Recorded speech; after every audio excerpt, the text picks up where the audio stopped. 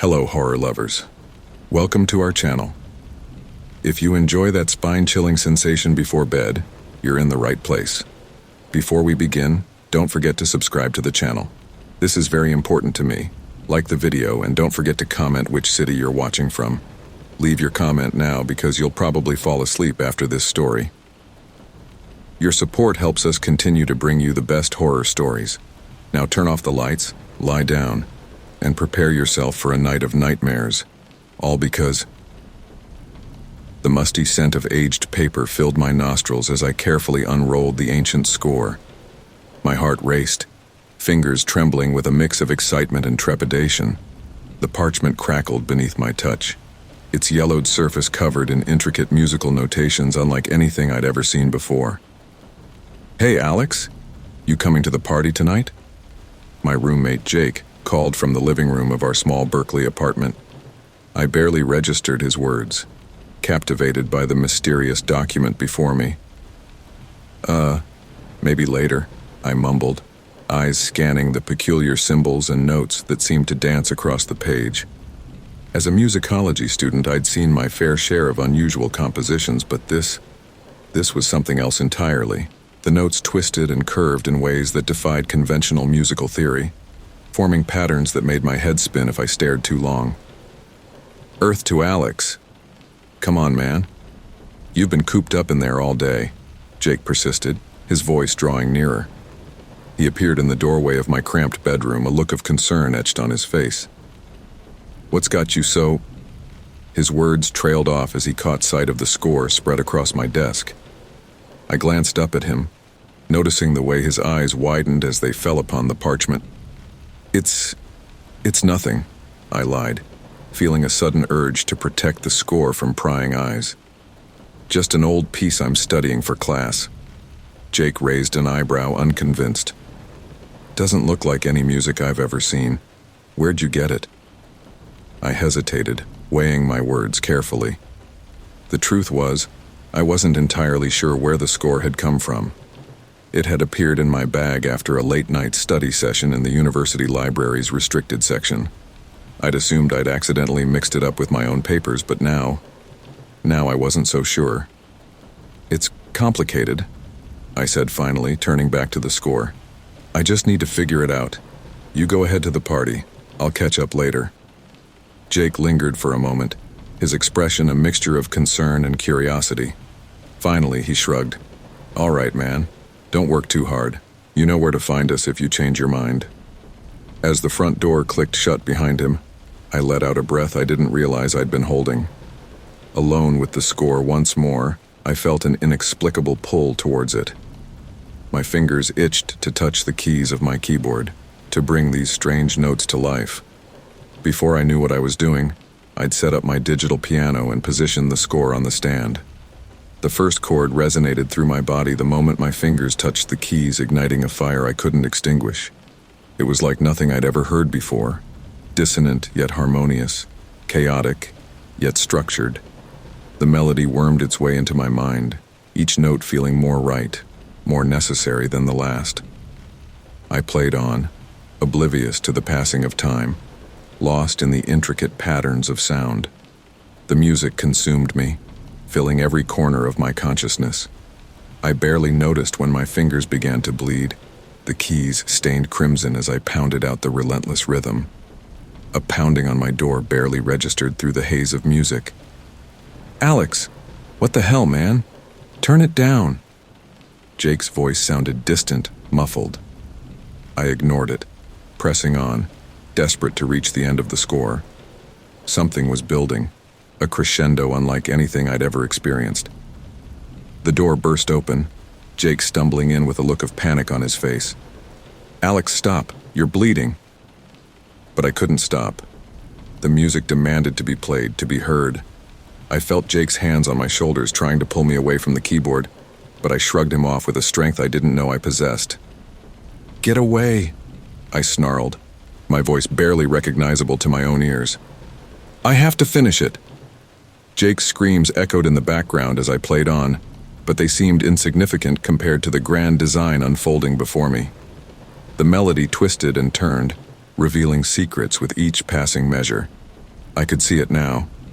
The mathematical precision, the careful construction designed to rewire the human mind. As I neared the final bars of the piece, a strange sensation overtook me. My eyes burned, an unbearable pressure building behind them. Without thinking, my hands left the keyboard, fingers clawing at my face. "Alex! Oh God, what are you doing?" Jake's horrified voice barely penetrated the fog of music still swirling in my mind. I felt warm liquid running down my cheeks, but the pain was secondary to the need to see the truth hidden within the notes. My fingers dug deeper, and with a sickening pop, my world went dark. The silence that followed was deafening. I collapsed to the floor, vaguely aware of Jake's panicked movements around me, the sound of him retching in the corner. "Jesus Christ, Alex, your eyes. What have you done?" His voice shook with terror and disbelief. But even as I lay there, blood pooling around me, I felt a sense of elation. The melody continued to play in my mind, clearer now than ever before. I could see it all, the intricate web of sound and mathematics, the ancient wisdom encoded within. "It's beautiful," I whispered, a smile spreading across my face. "Can't you hear it, Jake? It's everything." "You're insane," Jake choked out. I heard him fumbling for his phone, no doubt calling for help. Just hold on, okay? Help is coming." But I didn't need help. I had never felt more alive, more connected to the universe. As sirens wailed in the distance, I began to hum softly, the cursed melody now etched into my very soul. What are you doing?" Jake's voice was barely a whisper, filled with a mixture of horror and fascination. I turned my head towards the sound of his voice, my sightless eyes somehow seeing more clearly than ever before. "I'm sharing the gift, Jake. Don't you want to hear it? Don't you want to understand?"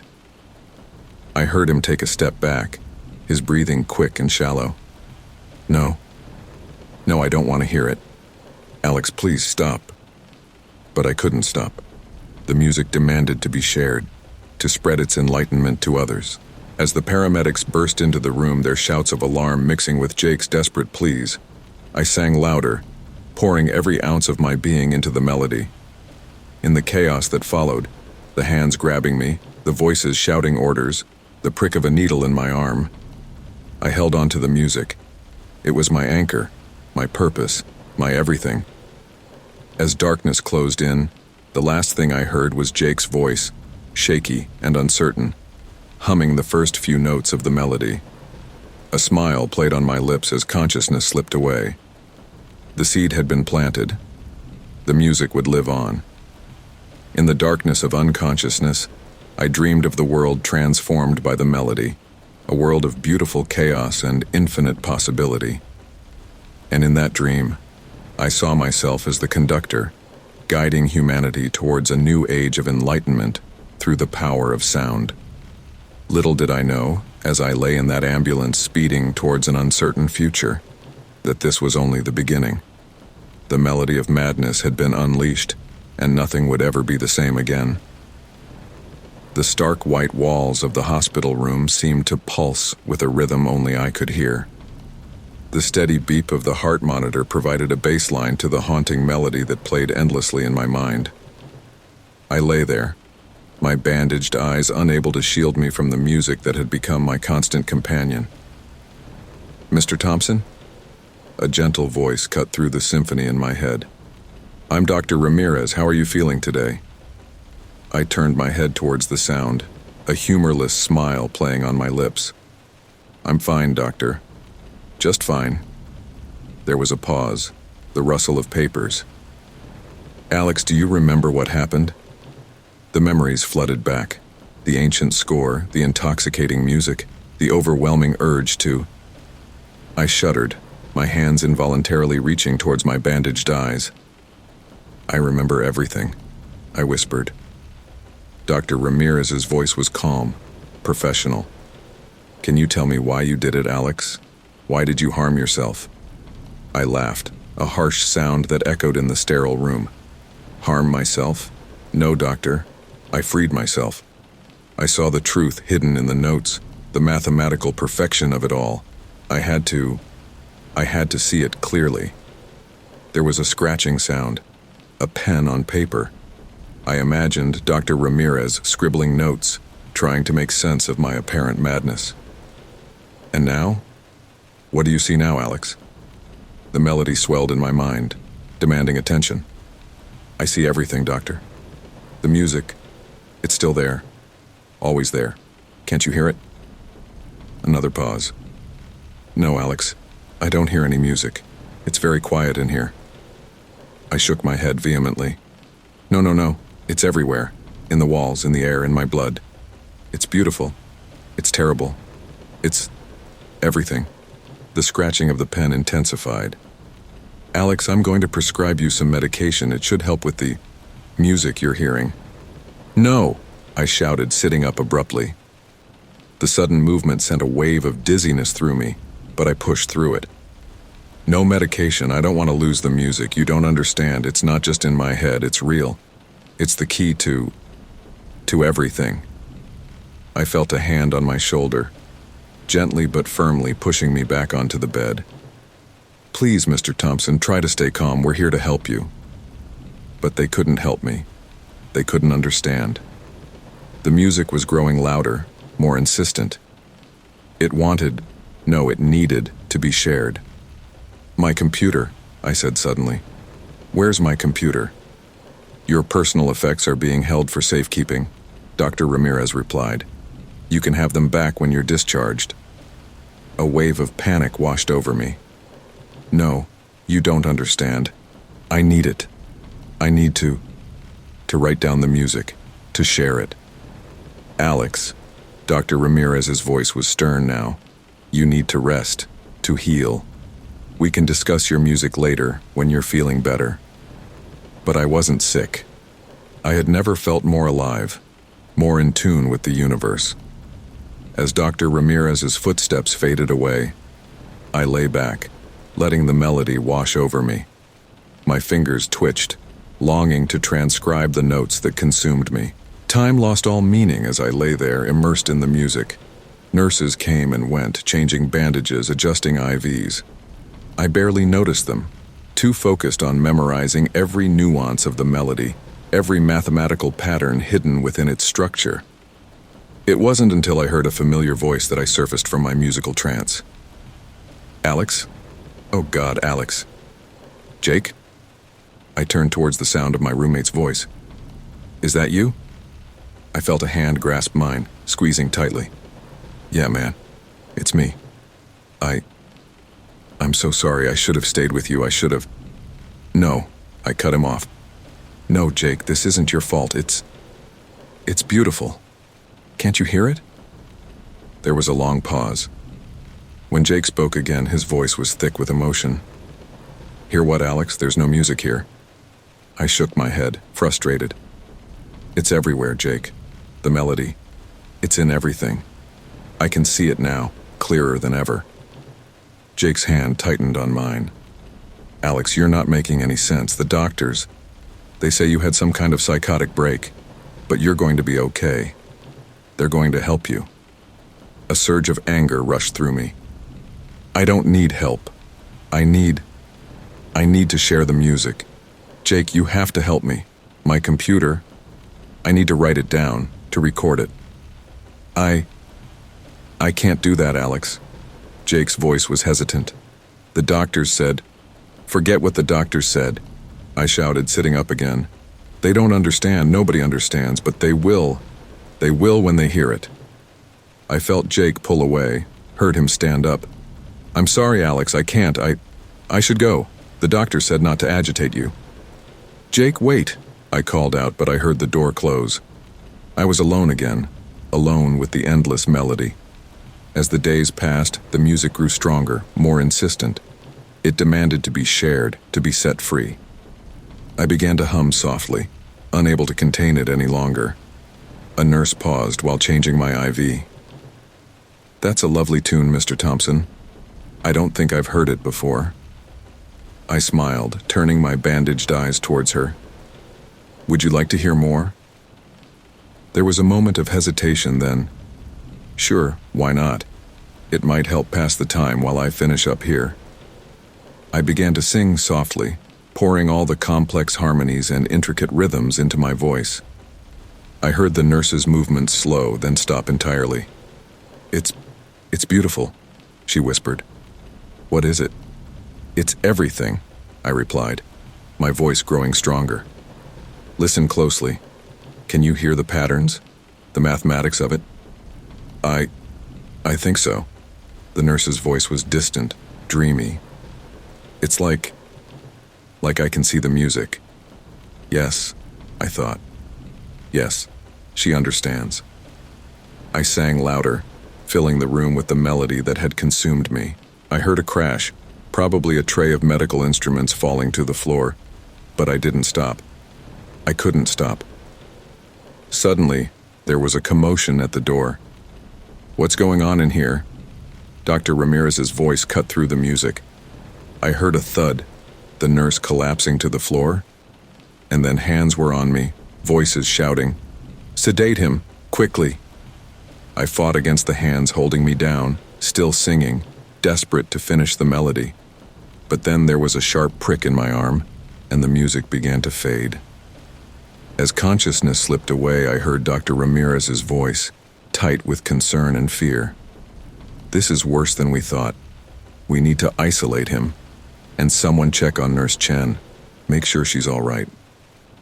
In the encroaching darkness, I smiled. They could sedate me, isolate me, but they couldn't stop the music. It was out now, spreading. And soon, everyone would hear it.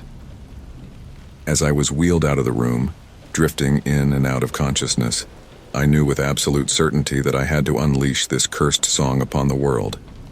It was my purpose, my destiny. And nothing, not doctors, not medication, not even my own mutilated body, would stop me. The melody of madness had only just begun its symphony, and I was its chosen conductor. The familiar chaos of my dorm room enveloped me as I stumbled through the door, my cane tapping against discarded textbooks and empty energy drink cans. The doctors had finally deemed me stable enough to return to my studies, though their skepticism was palpable as they discharged me. "Home sweet home," I muttered to myself, the melody in my head providing a constant backdrop to my thoughts. I made my way to my desk, hands trembling with anticipation as I felt for my laptop. The smooth surface of the machine felt like a lifeline, a connection to the world I desperately needed to reach. "Okay, let's do this," I whispered, powering on the computer and fumbling with my screen reader software. As I waited for everything to boot up, I heard a tentative knock at my door. "Alex? You in there, man?" It was Jake, his voice a mixture of concern and apprehension. I sighed, torn between my urgent need to record the music and the social obligation to acknowledge my roommate. "Yeah, Jake, come in." The door creaked open, and I heard Jake's hesitant footsteps. "Hey, how are you feeling? It's good to have you back." I turned in his general direction, offering what I hoped was a reassuring smile. "I'm fine, Jake. Better than ever, actually." The melody of madness had only just begun its symphony, and I was its chosen conductor. The familiar chaos of my dorm room enveloped me as I stumbled through the door, my cane tapping against discarded textbooks and empty energy drink cans. The doctors had finally deemed me stable enough to return to my studies, though their skepticism was palpable as they discharged me. "Home sweet home," I muttered to myself, the melody in my head providing a constant backdrop to my thoughts. I made my way to my desk, hands trembling with anticipation as I felt for my laptop. The smooth surface of the machine felt like a lifeline, a connection to the world I desperately needed to reach. "Okay, let's do this," I whispered, powering on the computer and fumbling with my screen reader software. As I waited for everything to boot up, I heard a tentative knock at my door. "Alex? You in there, man?" It was Jake, his voice a mixture of concern and apprehension. I sighed, torn between my urgent need to record the music and the social obligation to acknowledge my roommate. "Yeah, Jake, come in." The door creaked open, and I heard Jake's hesitant footsteps. "Hey, how are you feeling? It's good to have you back." I turned in his general direction, offering what I hoped was a reassuring smile. "I'm fine, Jake. Better than ever, actually. Listen, I'm kind of in the middle of something important. Can we catch up later?" There was a pause, and I could almost feel Jake's unease radiating through the room. "Sure, no problem. Just take it easy, okay? And let me know if you need anything." "Thanks," I replied, already turning back to my computer. As soon as I heard the door close, I let out a breath I didn't realize I'd been holding. Fingers flying over the keyboard, I opened my music production software. The melody that had been my constant companion for weeks poured out of me, my hands moving with a surety that belied my newfound blindness. Hours passed in a blur of keystrokes and playbacks. The music flowed through me, more complex and beautiful than ever. As I worked, I felt a sense of liberation, as if a great burden was being lifted from my shoulders with each note I transcribed. Finally, after what seemed like both an eternity and no time at all, I sat back in my chair. It was done. The first movement of the grand symphony that had consumed me was now a tangible, shareable thing. With trembling fingers, I navigated to my social media accounts and music-sharing platforms. "The world needs to hear this," I murmured, hitting the upload button without hesitation. As the file began to upload, a wave of exhaustion washed over me. I slumped in my chair, the constant tension of the past week suddenly catching up with me. Before I knew it, I had drifted off to sleep, the melody still echoing in my dreams. I awoke to the insistent ping of notifications from my computer. Groggily, I felt for my headphones and slipped them on, activating my screen reader. "Holy shit," I breathed as the notifications were read out to me. Hundreds of comments, thousands of plays, shares across multiple platforms. The music was spreading like wildfire. "Alex, you okay in there?" Jake's voice came through the door, tinged with worry. "You've been in there for almost 2 days straight." 2 days? I shook my head, trying to clear the fog. "I'm fine, Jake. Just working on something." "Well, there's some weird stuff going on outside. People are acting strange. Maybe you should turn on the news." Curious, I switched to a news live stream. The reporter's voice came through, tense and bewildered. Reports of mass hysteria continue to pour in from across the city. Witnesses describe people engaging in erratic behavior, singing an unidentified melody, and in some extreme cases, acts of self-harm. Authorities are advising residents to stay indoors and avoid listening to any unfamiliar music. A thrill ran through me. It was happening. The music was taking hold. Suddenly, my phone rang. The caller ID announced an unknown number. "Hello?" I answered cautiously. "Is this Alexander Thompson?" A gruff, authoritative voice demanded. "Yes, who's this?" "This is Detective Reeves with the Berkeley Police Department. We need to ask you some questions about a piece of music you recently uploaded." My heart raced. "I'm not sure I understand, Detective. What seems to be the problem?" "Mr. Thompson, are you aware that your music has been linked to several incidents of mass hysteria and self-harm across the city?" I feigned shock even as a sense of dark satisfaction welled up inside me. That's impossible. It's just a piece of music." "We're going to need you to come down to the station, Mr. Thompson. We have some questions about where you got this music and how you composed it." I don't think that's necessary, Detective. I'm a student, not some kind of musical terrorist." "This isn't a request, Mr. Thompson. We'll be there in 20 minutes to escort you to the station." The line went dead and panic set in. They couldn't take me in. They wouldn't understand. They'd try to stop the music. With shaking hands, I began to download as much of my work as I could onto a portable drive. The melody in my head grew louder, more insistent, urging me to ensure its survival. A pounding on the door made me jump. "Police! Open up, Mr. Thompson!" "Just a minute!" I called out, frantically finishing the download.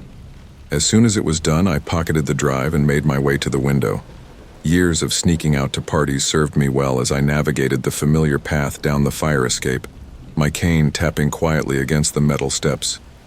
I heard the crash of my door being broken down just as my feet hit the alley below. Without hesitation, I took off running, the melody guiding my steps with uncanny precision. As I fled into the chaos of the city, I could hear the discord of sirens mixing with the haunting melody that seemed to emanate from every corner. People were singing in the streets, their voices a cacophony of beautiful madness. "Hey, you!" a voice called out. I turned, tensing for a confrontation. "That melody, it's yours, isn't it?" The voice was filled with awe. "I heard it online. It's incredible. I can't stop singing it." A smile spread across my face. "Yes, it's mine. Would you like to hear more?" "God, yes," the stranger breathed. And so, as the city descended into beautiful chaos around us, I began to sing. The stranger joined in, then another, and another. Our voices rose in a twisted harmony, the melody growing stronger with each new voice added to the choir.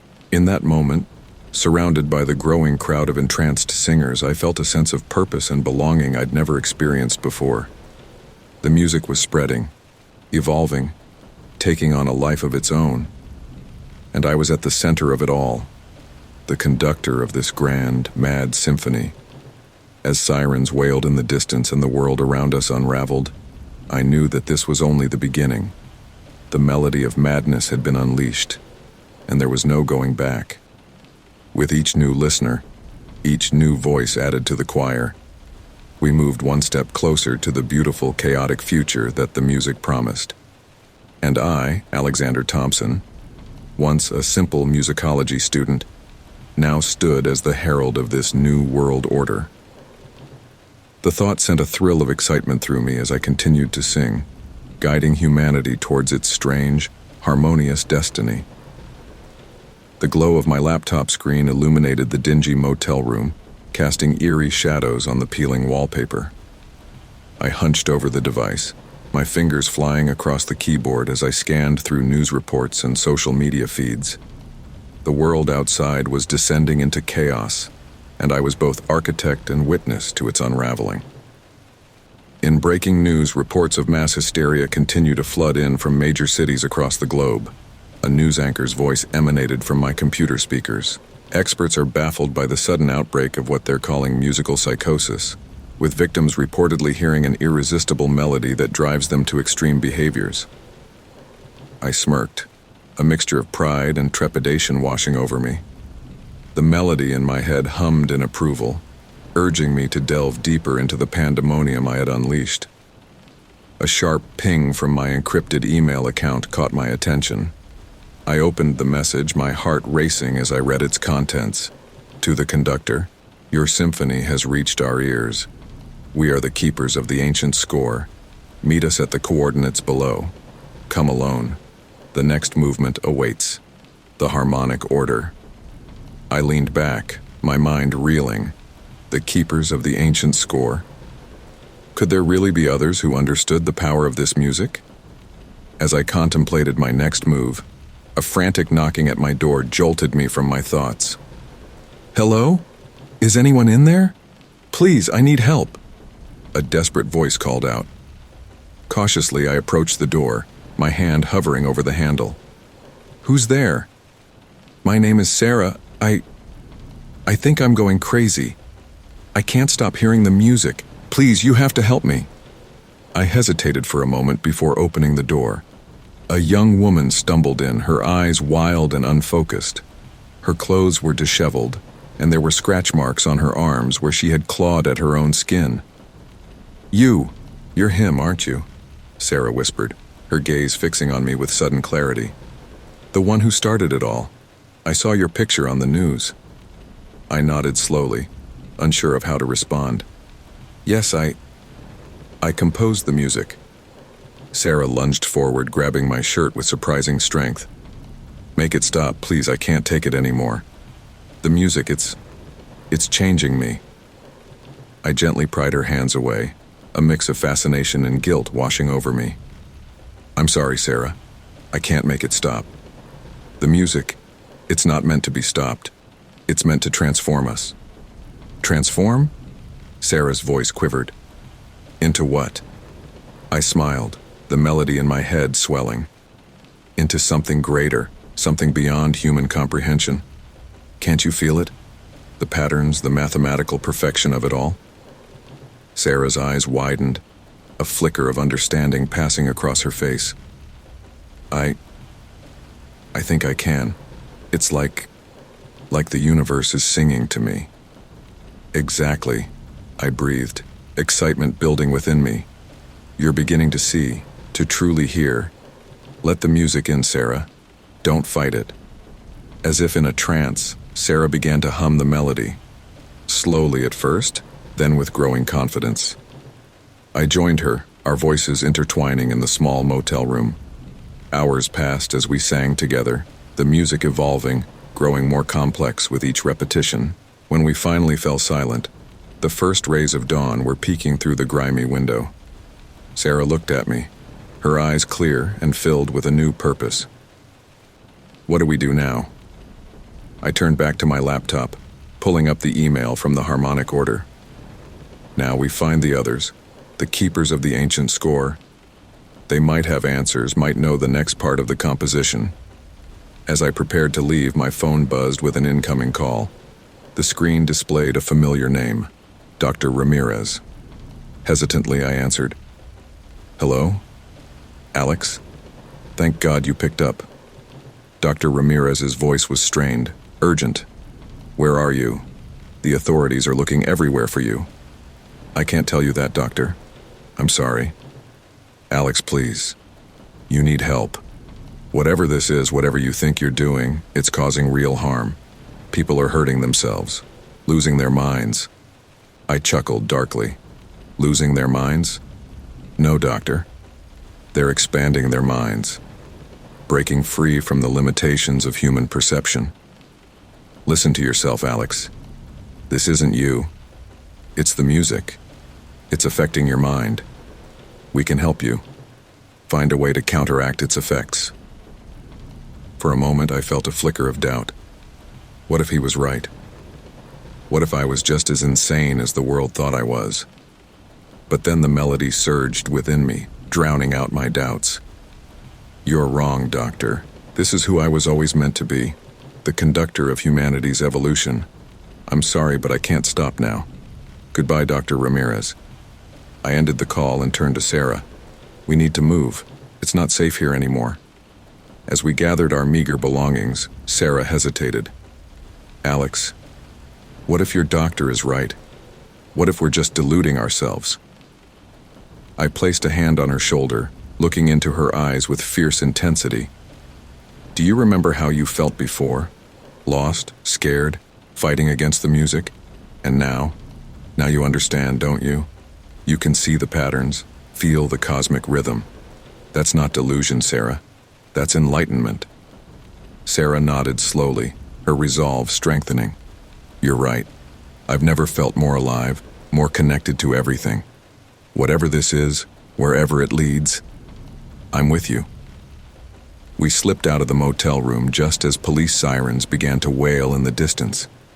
As we made our way through the chaotic streets, dodging panicked crowds and impromptu choirs of the infected, I couldn't help but marvel at the transformation taking place around us. People were singing everywhere, their voices raised in a discordant yet beautiful harmony. Some danced wildly, their movements in perfect sync with the cosmic rhythm only we could hear. Others sat in quiet contemplation, their eyes distant as they listened to the music of the spheres. It's beautiful, isn't it? Sarah murmured as we navigated through the madness. I nodded, a smile playing on my lips. It's just the beginning. Soon the whole world will hear the true melody, and when they do, everything will change. As we approached the coordinates provided by the harmonic order, a sense of destiny settled over me. Whatever awaited us, be it answers, allies, or further mysteries, I knew that we were on the cusp of something monumental. The melody in my head reached a crescendo as we arrived at our destination, an abandoned concert hall, its once grand facade now crumbling and overgrown. Above the entrance, barely visible beneath years of grime and neglect, was a symbol that made my heart race. a musical staff twisted into an infinity symbol. "This is it," I breathed, reaching for the door. "Are you ready, Sarah?" She nodded, her eyes shining with anticipation. Ready to face whatever comes next. Together. As we stepped into the darkness of the concert hall, the melody guiding our every step, I couldn't shake the feeling that we were walking into the next movement of a grand, cosmic symphony. And I, Alexander Thompson, once a simple musicology student, was now its lead conductor. The door creaked shut behind us, sealing us into a world of musical madness and untold possibilities. Whatever lay ahead, one thing was certain: the melody would play on, reshaping reality itself with every note. The abandoned concert hall echoed with our footsteps as Sarah and I made our way through the dusty lobby. The melody in my head seemed to resonate with the very walls of the building, as if the structure itself was humming along with the cosmic tune. "Alex," Sarah whispered, her hand gripping my arm tightly. "Do you hear that?" I paused, tilting my head to listen. At first I heard nothing but the ever-present music in my mind. Then faintly, I caught the sound of voices coming from deeper within the building. "This way," I murmured, leading Sarah towards the source of the sound. As we approached the main auditorium, the voices grew clearer. It was a choir, their harmonies intricate and otherworldly. The melody they sang was achingly familiar, a more complex version of the tune that had consumed me for weeks. We pushed open the heavy doors and the full force of the music washed over us. On the stage, bathed in ethereal light, stood a group of robed figures. Their voices rose and fell in perfect synchronization, weaving a tapestry of sound that seemed to bend reality itself. One of the figures turned towards us, his hood falling back to reveal a face etched with age and wisdom. The choir fell silent as he raised his hand. "Welcome, conductor." The man's voice resonated through the hall. "We've been expecting you." I stepped forward, my heart pounding. "Who are you? What is this place?" The man smiled, a knowing glint in his eye. "We are the Harmonic Order, keepers of the ancient score, and you, Alexander Thompson, are the one we've been waiting for." Sarah squeezed my hand, her voice trembling with a mixture of awe and fear. "Alex, what's going on?" Before I could respond, the old man gestured for us to approach. "Come, there is much to discuss. The next movement of the Grand Symphony awaits, and time grows short." As we climbed onto the stage, the other robed figures parted, revealing an ornate pedestal. Upon it sat an ancient tome, its pages yellowed with age. "The original score," the old man explained, running his fingers reverently over the book's cover. "The source of the melody that has awakened within you, Alexander." I reached out, drawn to the tome by an irresistible force. As my fingers brushed its surface, a jolt of energy surged through me. The music in my head swelled to a crescendo, and suddenly, I could see it all. The intricate mathematical patterns, the cosmic rhythms, the very fabric of reality encoded in musical notation. "My God," I breathed, my voice barely above a whisper. It's beautiful." The old man nodded, a look of satisfaction on his face. "You see it now, don't you? The true nature of our reality, the music that binds all things." Sarah stepped closer, her eyes wide with wonder. "I can hear it too. It's like the universe is singing." "Indeed it is, my dear," the old man said. "And now, Alexander, it is time for you to take your place as the new conductor. The world awaits the next movement of the symphony." As if on cue, a large screen on the wall flickered to life, displaying news feeds from around the globe. My breath caught in my throat as I saw the chaos unfolding. Cities were in turmoil, streets filled with people singing and dancing in wild abandon. Some clawed at their ears, desperate to escape the melody, while others embraced it, their faces transformed with ecstatic joy. "The first movement of your symphony has already begun to reshape the world," the old man explained. "But this is just the prelude. The true transformation is yet to come." A pang of guilt shot through me as I watched the scenes of destruction and madness. I never meant for this to happen. I just wanted to share the music. The old man placed a comforting hand on my shoulder. Do not fear, conductor. What you see is necessary. The old world must crumble for the new one to be born. Sarah's voice cut through my troubled thoughts. Alex, look. Isn't that Jake? My eyes snapped to the screen, and there he was, my former roommate, standing atop a overturned car, leading a crowd in a frenzied rendition of the melody. Jake, I whispered, a mixture of pride and sorrow washing over me. He finally hears it too. Suddenly, the feed cut to a different scene. My heart leapt into my throat as I recognized Dr. Ramirez, standing before a panel of grim-faced officials. Must find a way to counteract this musical contagion, Dr. Ramirez was saying, his voice tight with urgency. If we don't act soon, I fear we may lose control entirely. The old man's grip on my shoulder tightened.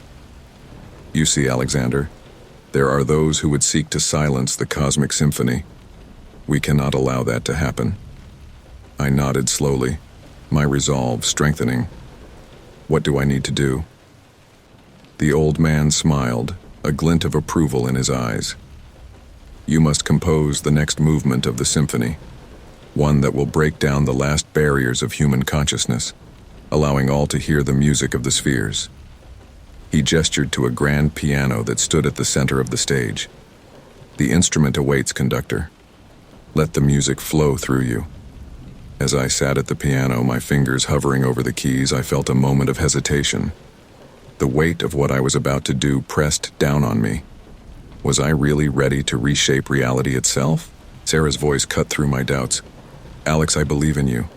Whatever happens, I'm with you. I took a deep breath, closing my eyes and letting the melody in my mind guide my hands.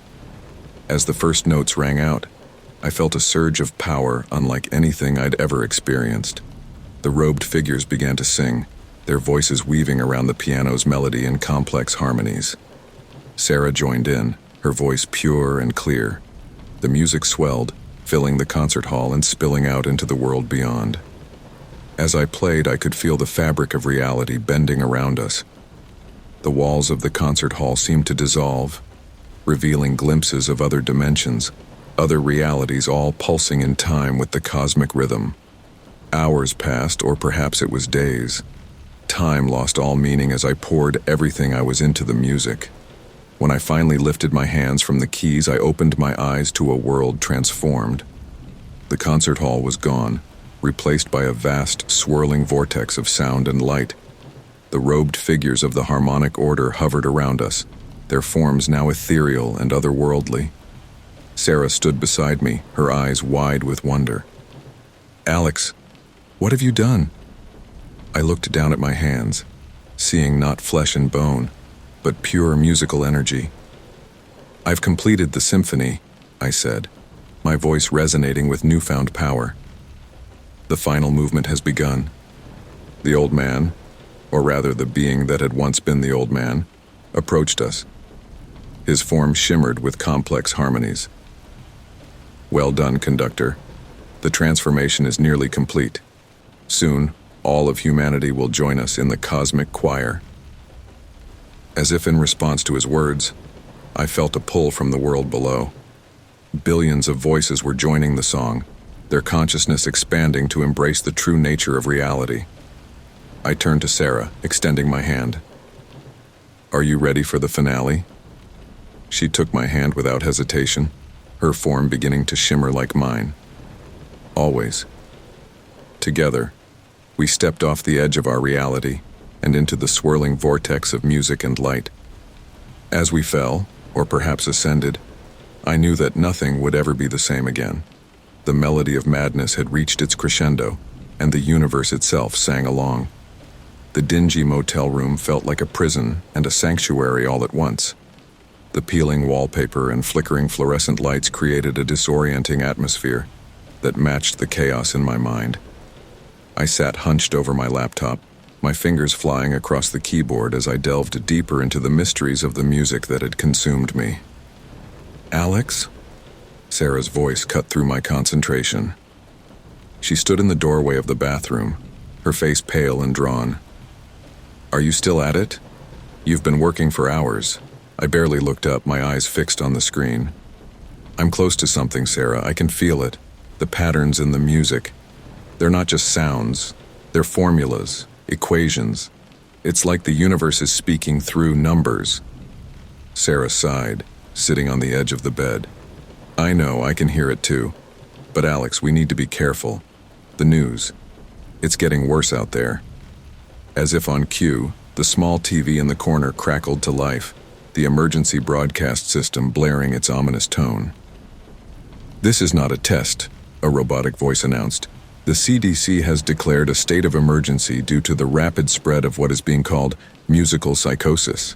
Symptoms include obsessive humming, erratic behavior, and in severe cases, self-mutilation. Citizens are advised to stay indoors and avoid all music." I chuckled darkly, shaking my head. "They don't understand. This isn't a disease. It's an awakening." Sarah moved closer, peering over my shoulder at the complex equations on my screen. "What exactly are you working on?" "I'm trying to decode the next part of the melody," I explained, my excitement building. "The music we've heard so far, it's just the beginning. There's more, Sarah, so much more. And I think I've found a way to amplify it, to spread it faster."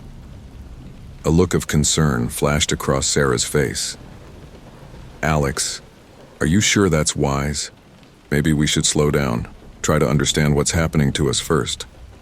I turned to her, grabbing her hands in mine. "Don't you see? This is our chance to change everything, to break free from the limitations of our mundane existence. The music, it's showing us the true nature of reality." As I spoke, the melody in my head swelled, and I could see by the dilation of Sarah's pupils that she heard it too. Our breathing synchronized, falling into rhythm with the cosmic tune. I understand," Sarah whispered, her resolve strengthening. "What do you need me to do?" Before I could answer, a sharp knock at the door made us both jump. "Mr. Thompson?" a gruff voice called out. "This is Detective Reeves. We need to talk." My heart raced as I quickly closed my laptop. "Just a minute," I called out, frantically gathering our few possessions. Sarah's eyes were wide with fear. "What do we do?" I grabbed her hand, leading her to the bathroom. "The window. We can make it to the fire escape." As we climbed out onto the rusty metal structure, I heard the sound of the motel room door being kicked in. Detective Reeves's voice echoed behind us, filled with frustration and a hint of, was that fear? "They're gone. Check the perimeter. These two are patient zeros. We can't let them spread this thing any further." We scrambled down the fire escape, the melody in our heads guiding our movements with uncanny precision. As our feet hit the alley below, I pulled Sarah into the shadows, pressing a finger to my lips. Police sirens wailed in the distance, growing closer by the second. The city around us was a cacophony of panic and eerie musicality. From nearby windows, we could hear people humming, singing, their voices raised in a discordant yet beautiful harmony. "We need to find somewhere safe," Sarah whispered. "Somewhere we can continue your work." I nodded, my mind racing. "I know a place. An old music professor of mine. He had a private studio on the outskirts of town. If we can make it there." We moved through the city like ghosts, sticking to back alleys and shadows. The further we went, the more surreal our surroundings became. People danced in the streets, their movements jerky and uncontrolled. Others sat on curbs, rocking back and forth as they hummed the melody that now seemed to permeate the very air. As we rounded a corner, we came face to face with a group of people. Their eyes were wild, unfocused, and they swayed in unison to an unheard rhythm. "It's him," one of them whispered, pointing at me. "The conductor." I froze, unsure of how to react, but then the group fell to their knees, their voices rising in a haunting chorus. "Show us the way," they chanted. "Let us hear the true music." Sarah squeezed my hand, her voice urgent. "Alex, we need to go, now." Tearing myself away from the eerie scene, We pressed on. Finally, after what seemed like hours, we reached the outskirts of the city. The old studio stood before us, its windows dark and uninviting. "Are you sure about this?" Sarah asked as we approached the door. I nodded, fishing out the key I'd kept all these years. "Professor Hendricks always said I could use this place if I needed to. I don't think he ever imagined it would be for something like this." The door creaked open, revealing a space frozen in time. Dust-covered instruments lined the walls, and in the center of the room stood a grand piano, its surface reflecting the moonlight that streamed through the windows. As we entered, I felt a surge of energy. The melody in my head crescendoed, and I knew without a doubt that this was where the next movement of our cosmic symphony would be born. "Sarah," I said, turning to her with intensity burning in my eyes, "I need you to listen carefully. What we're about to do, it's going to change everything. Are you ready for that?" She met my gaze, her voice steady. "I'm with you, Alex. Whatever happens, we're in this together." I nodded, sitting down at the piano. My fingers hovered over the keys, trembling with anticipation. "Then let's begin." As the first notes rang out, filling the studio with their otherworldly resonance, I felt a shift in the very fabric of reality. The walls seemed to pulse, the air shimmering with visible sound waves. Sarah gasped, her eyes wide with wonder. "Alex, look." I followed her gaze to the window where a crowd had begun to gather. People from all walks of life, their faces transfixed, swayed in perfect unison to the music flowing from my fingertips. As I played, pouring every ounce of my being into the melody, I felt my consciousness expanding. The equations I'd been working on came to life, dancing before my eyes in complex, beautiful patterns. Hours passed, or perhaps it was days. Time lost all meaning as the music flowed through me, reshaping reality with every note. When I finally lifted my hands from the keys, I turned to Sarah, my eyes glowing with an unearthly light.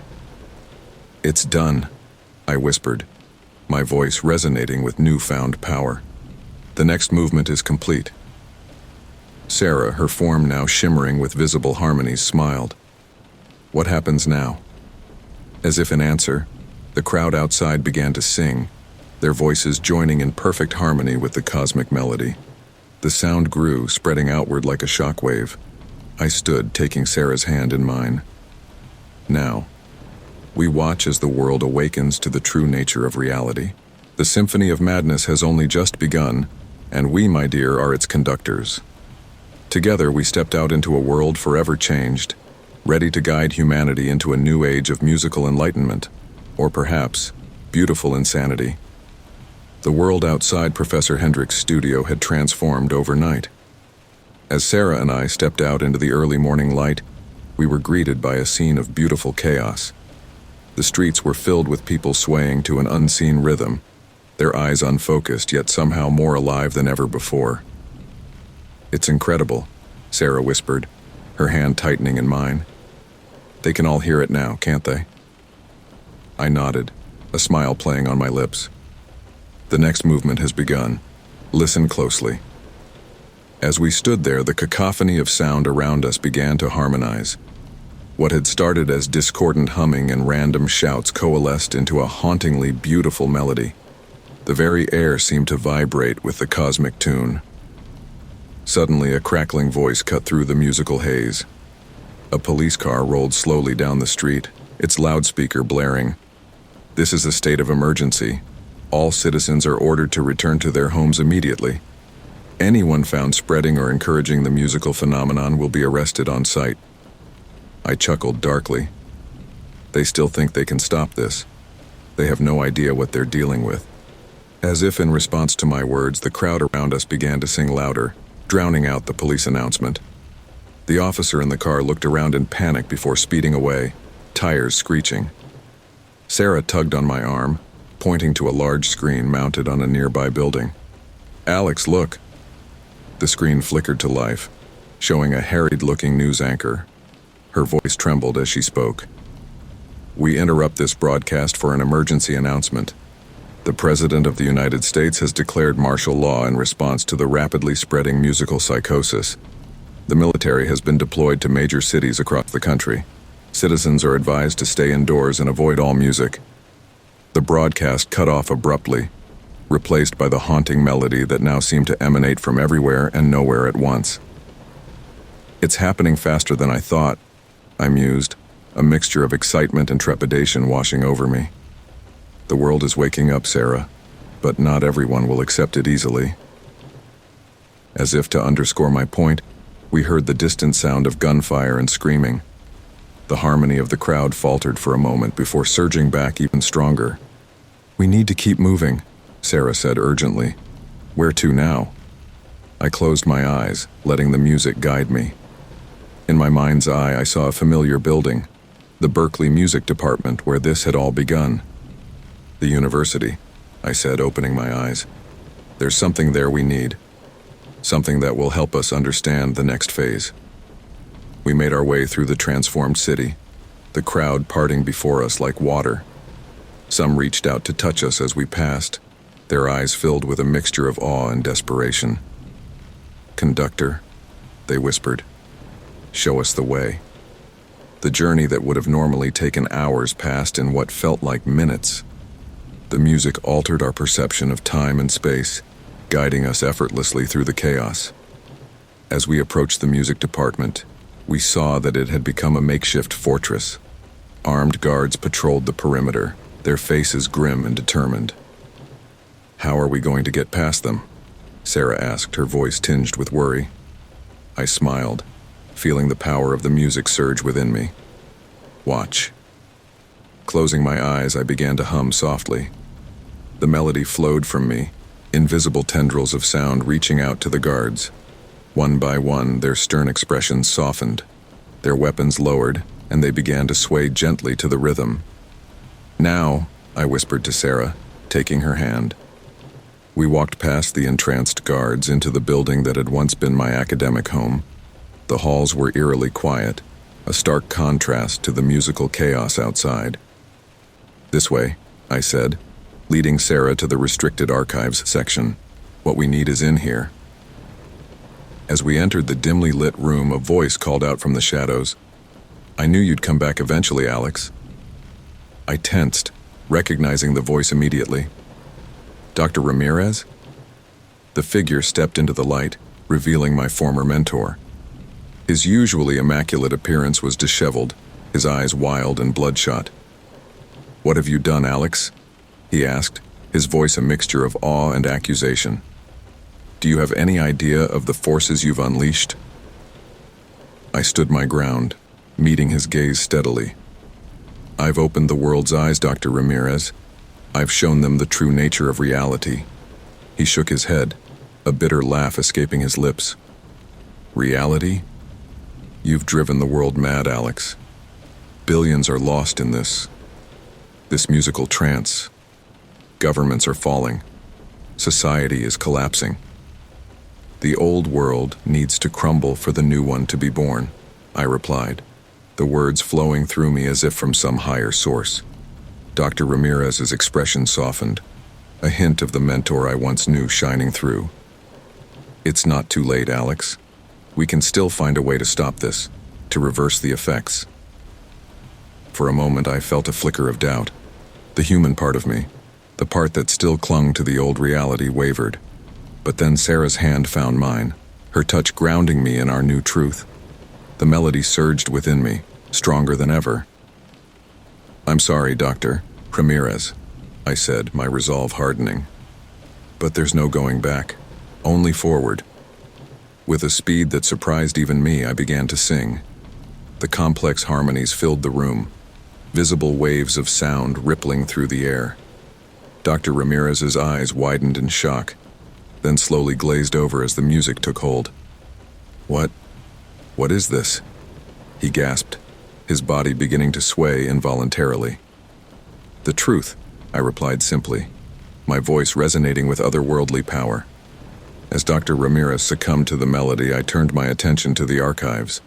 With unerring certainty, I moved to a specific shelf, pulling out an ancient, leather-bound tome. "This is it," I breathed, running my fingers over the embossed cover. The original score. Sarah peered over my shoulder as I opened the book. The pages were filled with musical notations unlike anything seen in modern composition. Complex mathematical formulas intertwined with the staff lines, creating patterns that seemed to move and shift as we watched. "It's beautiful," Sarah whispered in awe.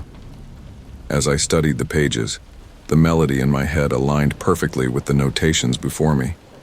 Suddenly, everything clicked into place. I understood not just the music, but the very fabric of reality itself. "Sarah," I said, my voice trembling with excitement, "this is more than just music. It's a key to reshaping reality itself. With this, we can transcend the limitations of our physical world." A noise from outside snapped us back to the present. The sound of helicopters and shouting grew louder. "We need to go," Sarah urged, tugging at my arm. "They're coming." Clutching the ancient score to my chest, I nodded. As we turned to leave, I cast one last glance at Dr. Ramirez.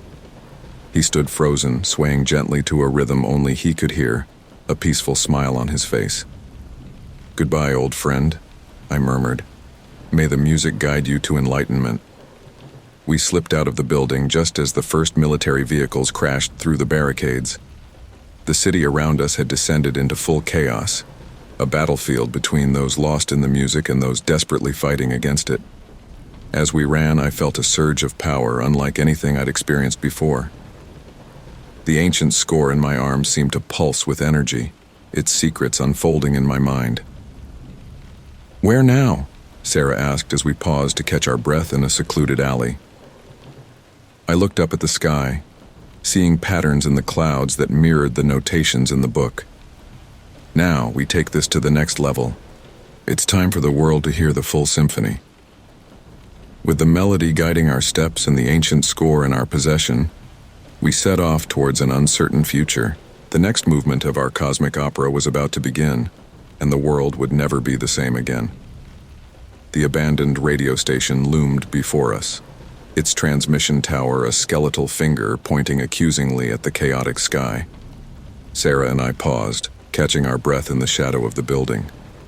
The ancient score felt heavy in my arms, its power thrumming in sync with the ever-present melody in my mind. "Are you sure about this, Alex?" Sarah's voice was barely above a whisper, her eyes darting nervously to the streets behind us. The sounds of distant explosions and an ever-growing chorus of voices filled the air. I nodded, my grip tightening on the leather-bound tome. "This is it, Sarah. From here we can broadcast the full symphony to the entire world. No one will be able to resist its power." As we approached the building, a figure emerged from behind a rusted van, leveling a shotgun at us.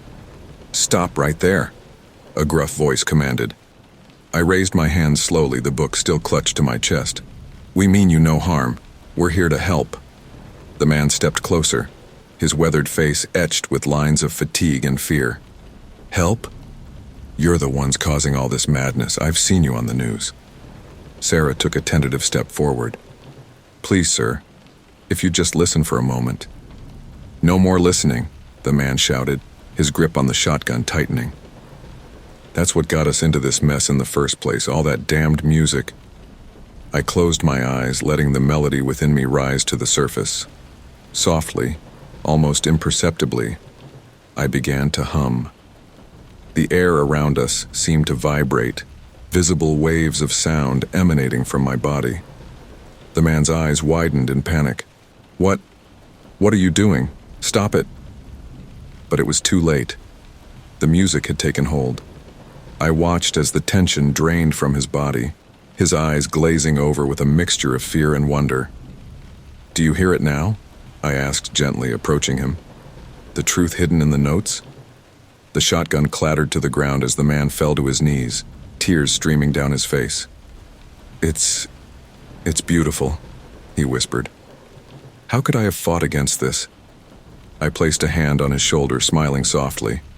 "You're awakening now. Go, join the others. The new world awaits." As the man stumbled away, lost in the throes of musical ecstasy, Sarah and I entered the radio station. The interior was a mess of toppled equipment and scattered papers, but in the center of it all, miraculously intact, stood the main broadcasting setup. Perfect, I breathed, running my hands over the control panel. With this, we can reach every corner of the globe. Sarah began clearing space, her movements precise and purposeful. What do you need me to do? I opened the ancient score, its pages seeming to glow in the dim light of the studio. Help me set up the microphones. We're going to need every bit of amplification we can get. As we worked, the world outside descended further into chaos. Through the studio's windows, we could see pillars of smoke rising from the city center. The sky had taken on an unnatural hue, pulsing in time with the global melody. Suddenly, a familiar voice crackled over a nearby radio. This is Dr. Elena Ramirez of the CDC. To anyone still unaffected by the musical phenomenon, please listen carefully. We've developed a counter frequency that may provide temporary immunity. Tune your radios to 87.5 FM for... The transmission cut off abruptly, replaced by a burst of static. Sarah looked at me, her expression a mixture of concern and determination. They're trying to stop us, Alex. I nodded grimly. All the more reason to hurry. The world needs to hear the full symphony before it's too late. With the equipment finally set up, I took a deep breath, placing my hands on the ancient score. The pages seemed to vibrate beneath my touch, eager to release their secrets. Are you ready? I asked Sarah, my voice barely containing the excitement and trepidation coursing through me. She nodded, taking her place behind the control panel. Ready as I'll ever be. Let's change the world. I closed my eyes, letting the music flow through me. My fingers danced across the pages of the score, translating its arcane notations into pure sound. As I began to sing, the studio around us transformed. Reality itself seemed to warp and bend, visible waves of music rippling through the air. Sarah gasped, her eyes wide with wonder. Alex, look! I opened my eyes to see the equipment before us had changed. The mundane radio components had morphed into something otherworldly. Crystals pulsing with ethereal light, structures that defied Euclidean geometry. It's responding to the music, I breathed, my voice resonating with newfound power. Keep going. As the symphony progressed, I felt my consciousness expanding. The boundaries between self and other, between the physical and the metaphysical, began to blur.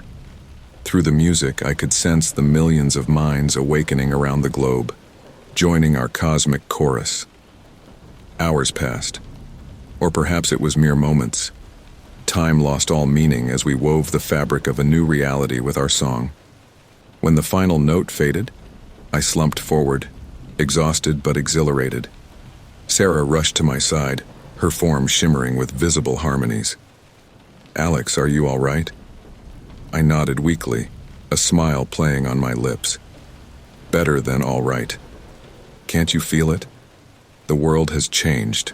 As if in response to my words, the ground beneath us began to tremble.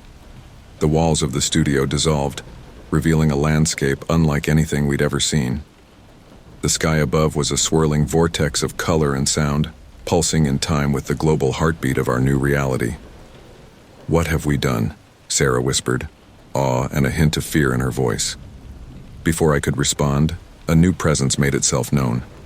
A figure coalesced from the musical energies swirling around us, its form constantly shifting and changing. Greetings, conductors. The being's voice resonated on multiple frequencies simultaneously. We've been waiting eons for this moment. I stood, facing the entity with a mixture of reverence and curiosity. What are you? The being's form settled into a vaguely humanoid shape, composed of pure musical notation. We are the Harmonic Collective, guardians of the Cosmic Symphony. And you, Alexander Thompson, have finally completed the movement we set in motion millennia ago. Sarah stepped forward, her voice trembling slightly. What happens now? The being's form rippled, a sound like laughter emanating from it. Now, dear ones, the true composition begins. You've broken down the barriers between realities, allowing the full spectrum of existence to intermingle. The symphony you've unleashed will reshape not just your world, but all worlds. As the being spoke, I became aware of other presences around us. Entities from dimensions beyond human comprehension, all drawn by the power of our music. But be warned, the harmonic collective continued, its tone growing serious. With great power comes great responsibility. The melody you've unleashed can create or destroy. It will be up to you, the new conductors, to guide its course. I felt the weight of this responsibility settle upon me, but also a surge of excitement at the possibilities that lay ahead. We understand, I said, taking Sarah's hand in mine. We're ready. The being nodded, its form already beginning to dissipate. Then let the grand symphony begin. Remember, young conductors, in music, as in life, it's not just the notes you play, but the spaces between them that create true harmony. As the harmonic collective faded from view, Sarah and I stood at the threshold of a new existence. The world around us continued to shift and change, reality itself becoming fluid and musical. What do we do now? Sarah asked, squeezing my hand. I looked out at the transformed landscape, feeling the pulse of the cosmic melody in every fiber of my being. Now, I said, a smile spreading across my face, we compose the future. Hand in hand, we stepped into the swirling vortex of our new reality, ready to conduct the next movement in the endless symphony of existence. The melody of madness had reshaped the world, and we were its maestros, for better or for worse. The world had become a symphony of chaos and beauty, a swirling maelstrom of sound and color that defied conventional physics. Sarah and I stood atop what was once the Golden Gate Bridge, now a twisting structure of crystalline resonance that hummed with ethereal energy. Below us, San Francisco had transformed into a living, breathing instrument, its buildings and streets pulsing with the rhythm of the cosmic melody. It's breathtaking, Sarah whispered, her voice carrying harmonics that seemed to ripple through the air. I never imagined it would be like this. I nodded, my eyes scanning the horizon where reality itself seemed to blur and shift. This is just the beginning. Can you feel it? The true melody is still unfolding. As if in response to my words, a group of figures emerged from the mist that clung to the transformed city. They moved with an otherworldly grace, their bodies shimmering with visible sound waves. As they drew closer, I recognized a face I hadn't seen in what felt like lifetimes. "Jake?" I called out, hardly believing my eyes. My former roommate stepped forward, a serene smile on his face. His eyes glowed with an inner light, pulsing in time with the global rhythm. "Alex, Sarah, we've been looking for you." "We?" Sarah asked, her gaze moving to the others behind Jake. Jake gestured to his companions. "We are the resonant choir, those who have fully embraced the music and seek to spread its harmony." I studied the group, feeling a surge of pride and something akin to parental affection. These were the fruits of our labor, the first wave of humanity's transcendence. "You can hear it clearly now, can't you?" I asked, already knowing the answer. Jake nodded, his smile widening. "We hear everything, Alex.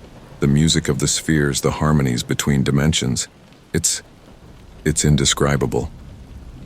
One of Jake's companions, a young woman with hair that seemed to flow like visible sound waves, stepped forward. "Conductor," she addressed me, her voice a perfect pitch. "We've come seeking guidance. The world is changing rapidly, and not everyone is embracing the new reality." I frowned, sensing a discordant note in the grand symphony. "Tell me more." Jake's expression grew serious. "There's a resistance forming. People who are fighting against the music, trying to cling to the old world. They've found ways to block out the melody, and they're gathering followers." Sarah gasped, her hand finding mine. "But how? The broadcast should have reached everyone." The young woman shook her head. "Some were already wearing protective gear when the full symphony played. Others have developed a kind of mental immunity. They call themselves the Silence." I closed my eyes, letting the cosmic melody flow through me. In the grand tapestry of sound, I could sense the areas of disharmony, pockets of silence that threatened to disrupt the entire composition. "We need to act," I said, opening my eyes with newfound determination. The symphony must continue to evolve, to grow. If these silence managed to spread their discord, it could unravel everything we've achieved.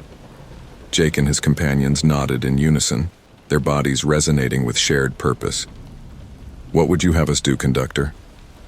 I paused, considering our next move carefully.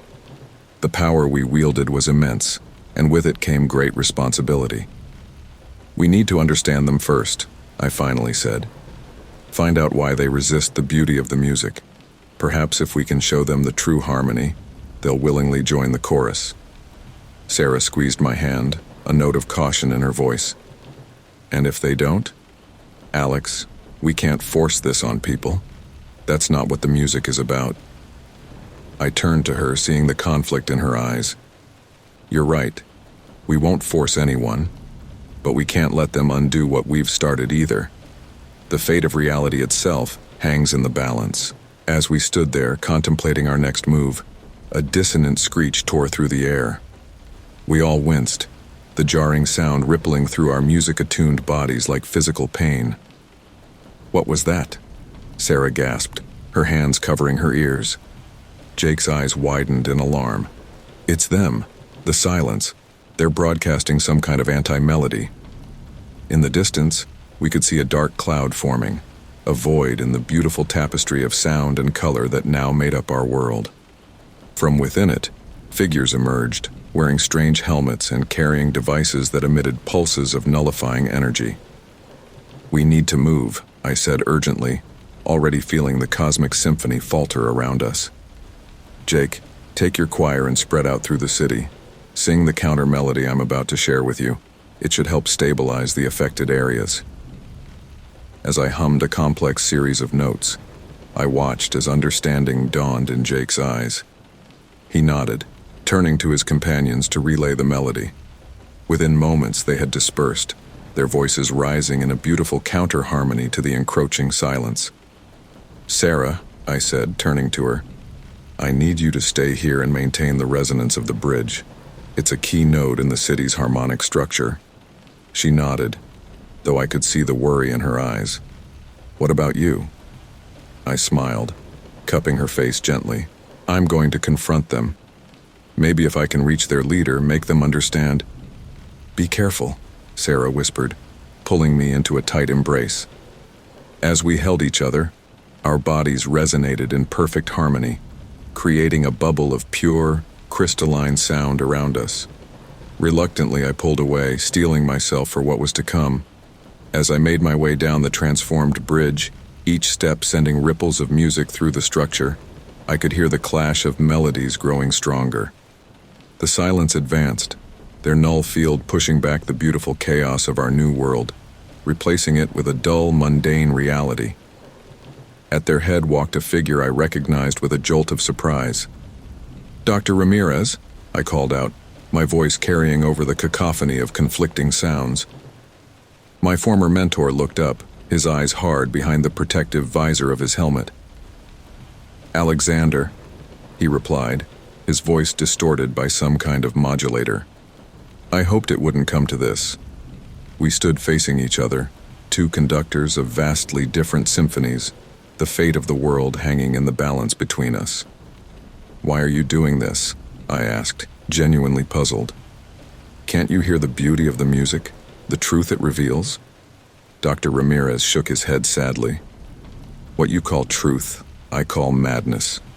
You've torn apart the fabric of reality, Alex. The world wasn't ready for this kind of change." I spread my arms wide, gesturing to the transformed landscape around us. "Look at what we've achieved. We've broken free from the limitations of our mundane existence. We've touched the infinite." "At what cost?" Dr. Ramirez countered. "Millions dead or driven insane. The collapse of society as we knew it. This isn't evolution, Alex. It's apocalypse." For a moment I faltered, doubt creeping in like a sour note in a perfect composition. But then I felt it, the pulse of the cosmic symphony, the grand design that we were all a part of. "You're wrong," I said, my voice growing stronger, resonating with the power of the music. "This is just the beginning. Change is always difficult, but what comes after will be worth it. Please, just listen." As I began to sing, pouring every ounce of understanding and compassion into the melody, I saw Dr. Ramirez's resolve waver. For a brief moment, his hand moved towards his helmet as if tempted to remove it and truly hear. But then his expression hardened once more. "I'm sorry, Alex, but we can't let this continue." With a gesture, he signaled to his followers. They raised their disruption devices, preparing to unleash a wave of silence that would drown out our beautiful symphony. As the two forces clashed, music and silence, chaos and order, the new world and the old, I realized that this battle was far from over. The melody of madness had reshaped reality, but the final movement of this cosmic opera was yet to be written. And I, Alexander Thompson, once a simple musicology student and now the conductor of a universal symphony, would have to find a way to bridge the gap between two discordant realities, or watch as both were consumed by the ensuing dissonance. The dim light of the secluded cabin flickered as I paced back and forth, the haunting melody always at the edge of my consciousness. The snow outside created an eerie quietness, broken only by the occasional howl of the wind. My mind buzzed with the cacophony of notes that had become my constant companion, my solace, and my curse. The room was cluttered with old books, sheets of music, and half-eaten meals, evidence of my relentless pursuit of understanding. Suddenly, there was a knock at the door. My heart raced, a mix of fear and anticipation. Who could have found me here in this desolate place? "Who's there?" I called out, my voice wavering slightly. "It's Dr. Reiner," came the reply. "I need to speak with you." Dr. Reiner. The name was familiar. He was the scientist who had been vocal about finding a way to counteract the melody's effects. Hesitant, I opened the door to find a middle-aged man, his face lined with determination and exhaustion. He looked at me with a mix of hope and trepidation. "May I come in?" he asked. I nodded and stepped aside, allowing him to enter. He looked around the cabin, taking in the chaotic scene. I could see the wheels turning in his mind, assessing the situation. "You look like hell," he said, a hint of concern in his voice. "I've had better days," I replied dryly. "What do you want, Dr. Reiner?" "I believe I can help you," he said, meeting my gaze. "I've developed a countermeasure for the melody." My heart skipped a beat. The possibility of undoing the damage I had caused filled me with a mix of hope and fear. I had to know more. "How?" I asked, trying to keep my voice steady. Dr. Reiner sat down at the cluttered table, pulling out a small vial and a set of notes. "This compound can neutralize the neurological effects of the melody. I've tested it on a small scale and it shows promise." I stared at the vial, a tiny container that held the potential to change everything. The sex whispers grew louder in my mind, warning me against this path. But I had to know more. "Why are you telling me this?" I asked. "You know what I've done." "Because I believe you want to stop it," he replied, his eyes piercing into mine. "I've seen the reports, the devastation, but I've also seen the look in your eyes. You're not entirely lost." I took a deep breath, the weight of his words sinking in. Could I really undo what I had started? The sex influence was strong, but so was my desire to make things right. "Let's see your research," I said finally. For the next few hours, Dr. Reiner explained his findings in detail. The science behind his compound was intricate, involving a mix of neurochemistry and auditory perception. As he spoke, I felt a glimmer of hope, but also a deepening fear. What if it didn't work? What if I couldn't go through with it? "There's one more thing," Dr. Reiner said, his tone grave. "The compound needs to be administered directly into the brain. It's risky, but it's the only way to ensure it reaches the affected areas." I nodded, understanding the gravity of the situation. "I'll do it," I said, surprising even myself with the certainty in my voice. As we prepared for the procedure, the sect's whispers grew more insistent.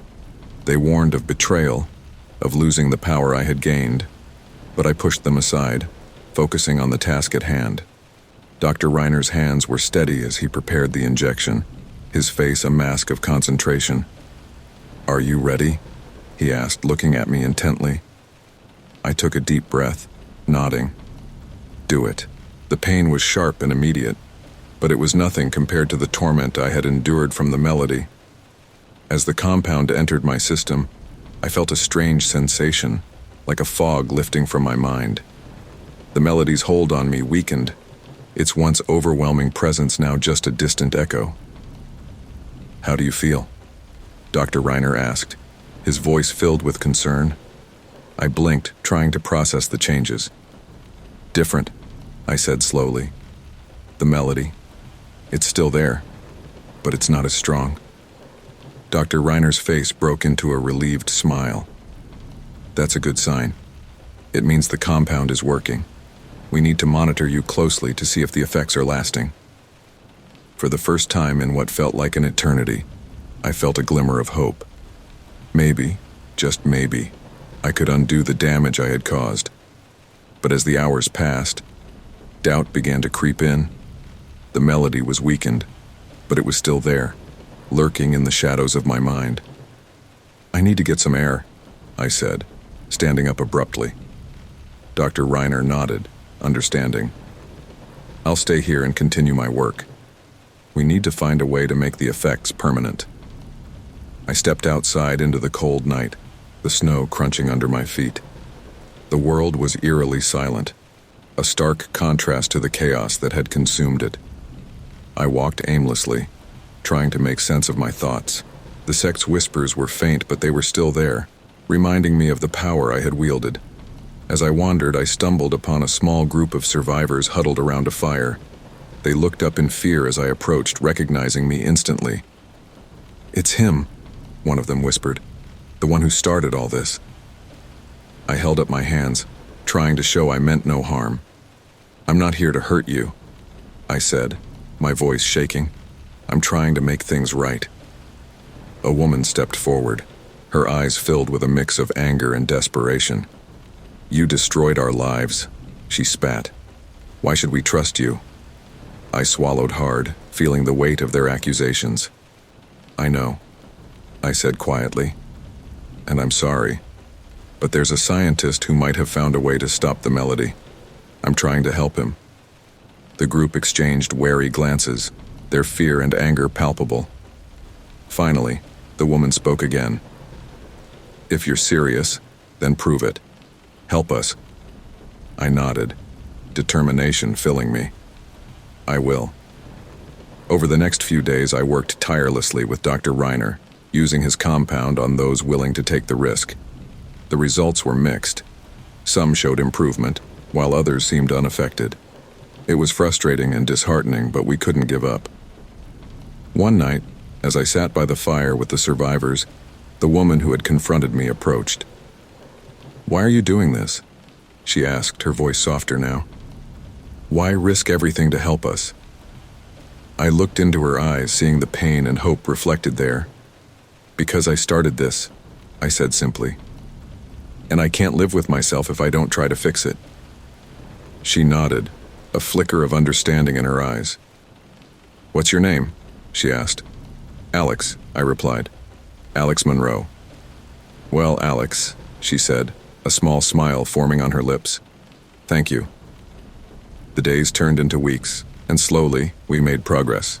More survivors came forward, willing to take the risk in hopes of regaining their sanity. The sect's whispers grew fainter, their hold on me weakening with each successful treatment. But then, one night, as I lay in my makeshift bed, the whispers returned with a vengeance. They screamed of betrayal, of the power I was giving up. I sat up, sweat pouring down my face, my mind a battlefield of conflicting emotions. "Alex?" Dr. Reiner's voice cut through the chaos. "Are you okay?" I nodded, though I didn't feel okay. "It's the sect," I said hoarsely. "They're trying to pull me back." Dr. Reiner's face hardened. "We need to finish this," he said firmly. "We can't let them win." The final breakthrough came unexpectedly. One of the survivors, a young man named Tom, showed remarkable improvement after the treatment. His mind cleared, and he described feeling like a fog had lifted. It was the confirmation we needed. "We're on the right track," Dr. Reiner said, his eyes shining with excitement. "We can do this, Alex." Hope surged within me, a beacon in the darkness. We worked tirelessly, refining the compound and administering it to more survivors. The results were increasingly positive, the melody's grip loosening. One evening, as I sat by the fire with the woman who had first confronted me, she smiled. "You did it," she said softly. "You really did it." Tears filled my eyes as I nodded. We did it. As the days turned into weeks, the melody's influence continued to wane. Dr. Reiner's compound was distributed to those affected, and slowly, the world began to heal. The sect's whispers faded into nothingness, their power broken. In the end, I stood before a group of survivors, now friends, and felt a sense of peace. I had started this journey consumed by madness, but I had found redemption. The melody, once a curse, had become a distant memory. "Thank you," I said, my voice filled with gratitude, "for giving me a chance to make things right." The woman smiled, her eyes shining with hope.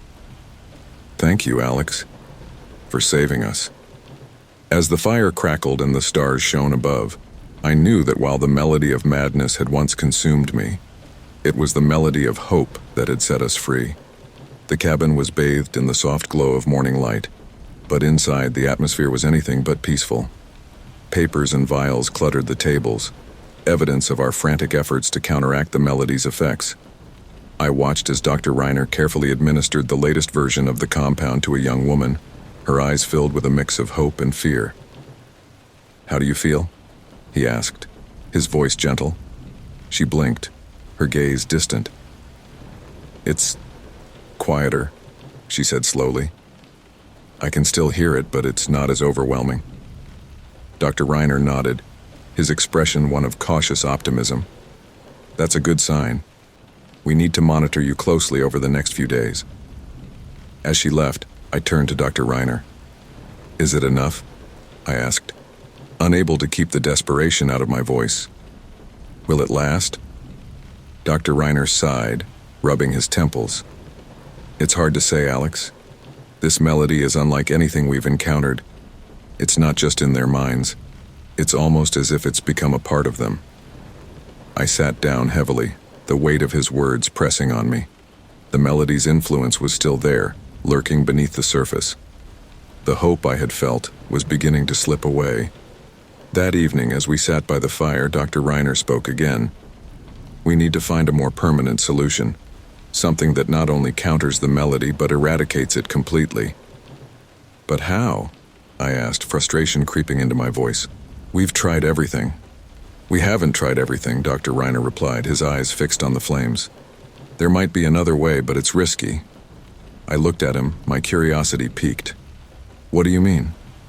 Dr. Reiner took a deep breath. "I've been studying the ancient texts you found, the ones about the sect. There's a ritual described that might sever the melody's hold, but it's dangerous. It requires a deep connection to the melody, and it could kill the person attempting it." I felt a chill run down my spine. "Are you suggesting I do it?" Dr. Reiner met my gaze, his eyes filled with determination. "You have the strongest connection to the melody. If anyone can do it, it's you." The thought of performing such a ritual was terrifying. The sect's whispers had warned me against betrayal, and this felt like a betrayal of the highest order.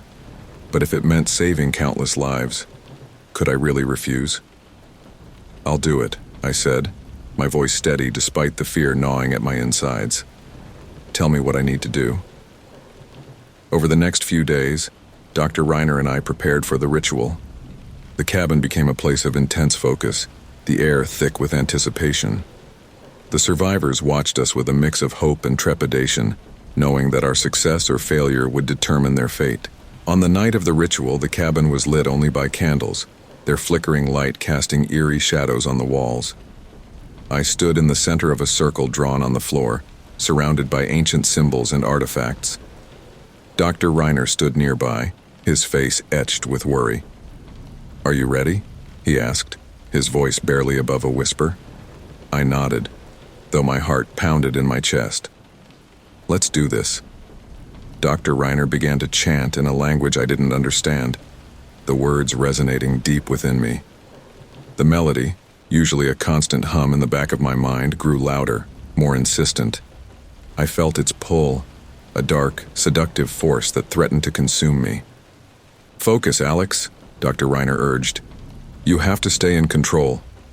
I closed my eyes, taking deep, steadying breaths.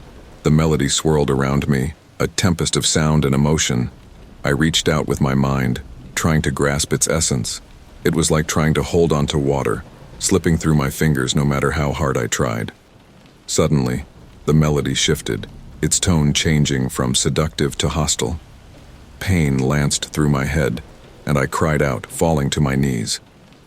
Dr. Reiner's voice cut through the agony, a lifeline in the storm. "Stay with me, Alex, you can do this." Gritting my teeth, I pushed through the pain, reaching deeper into the melody. I could feel its core, a pulsing, writhing entity that resisted my every effort to contain it. But I didn't give up. I couldn't give up. The room seemed to spin, the candles flickering wildly. The melody's screams filled my mind, a symphony of anguish and fury. I focused all my willpower on severing its connection, visualizing the bonds snapping one by one. And then, with a final agonizing push, it happened.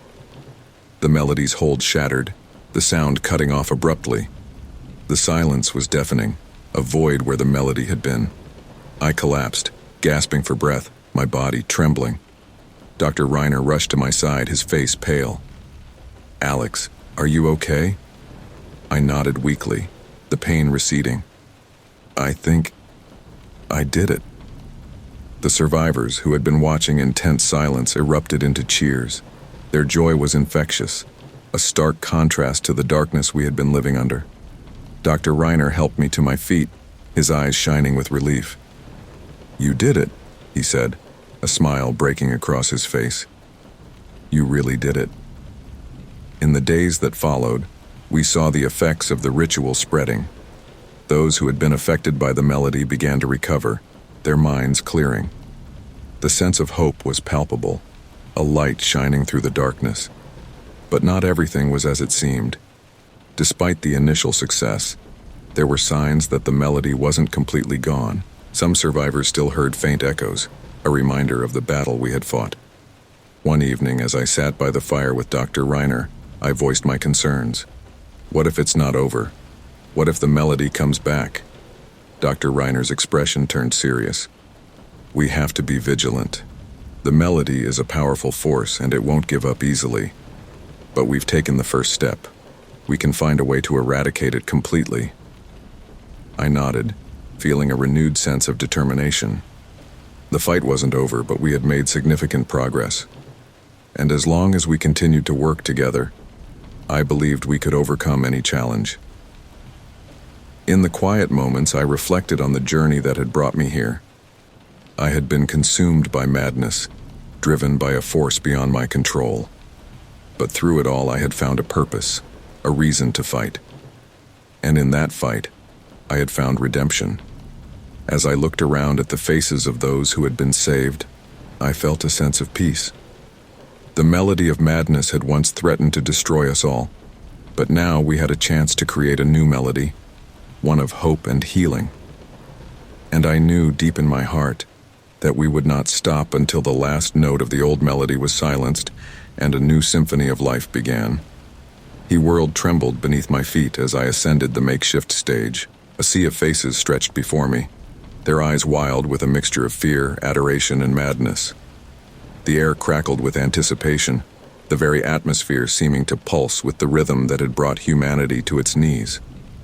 I raised my hands, and a hush fell over the crowd. Thousands of bodies swayed in unison, awaiting my command. The power coursing through me was intoxicating, a heady mixture of triumph and terror. "Brothers and sisters," I called out, my voice carrying an otherworldly resonance.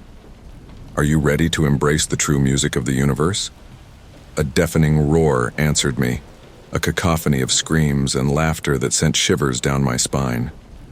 I closed my eyes, drinking in the moment, before launching into the melody that had started it all. As the first notes rang out, the crowd erupted into a frenzy. Bodies writhed and contorted, blood flowing freely as people clawed at themselves and each other in ecstasy. The music poured from me, each chord a command, each note a stroke of the brush painting a new reality. From the corner of my eye, I saw a figure pushing through the crowd.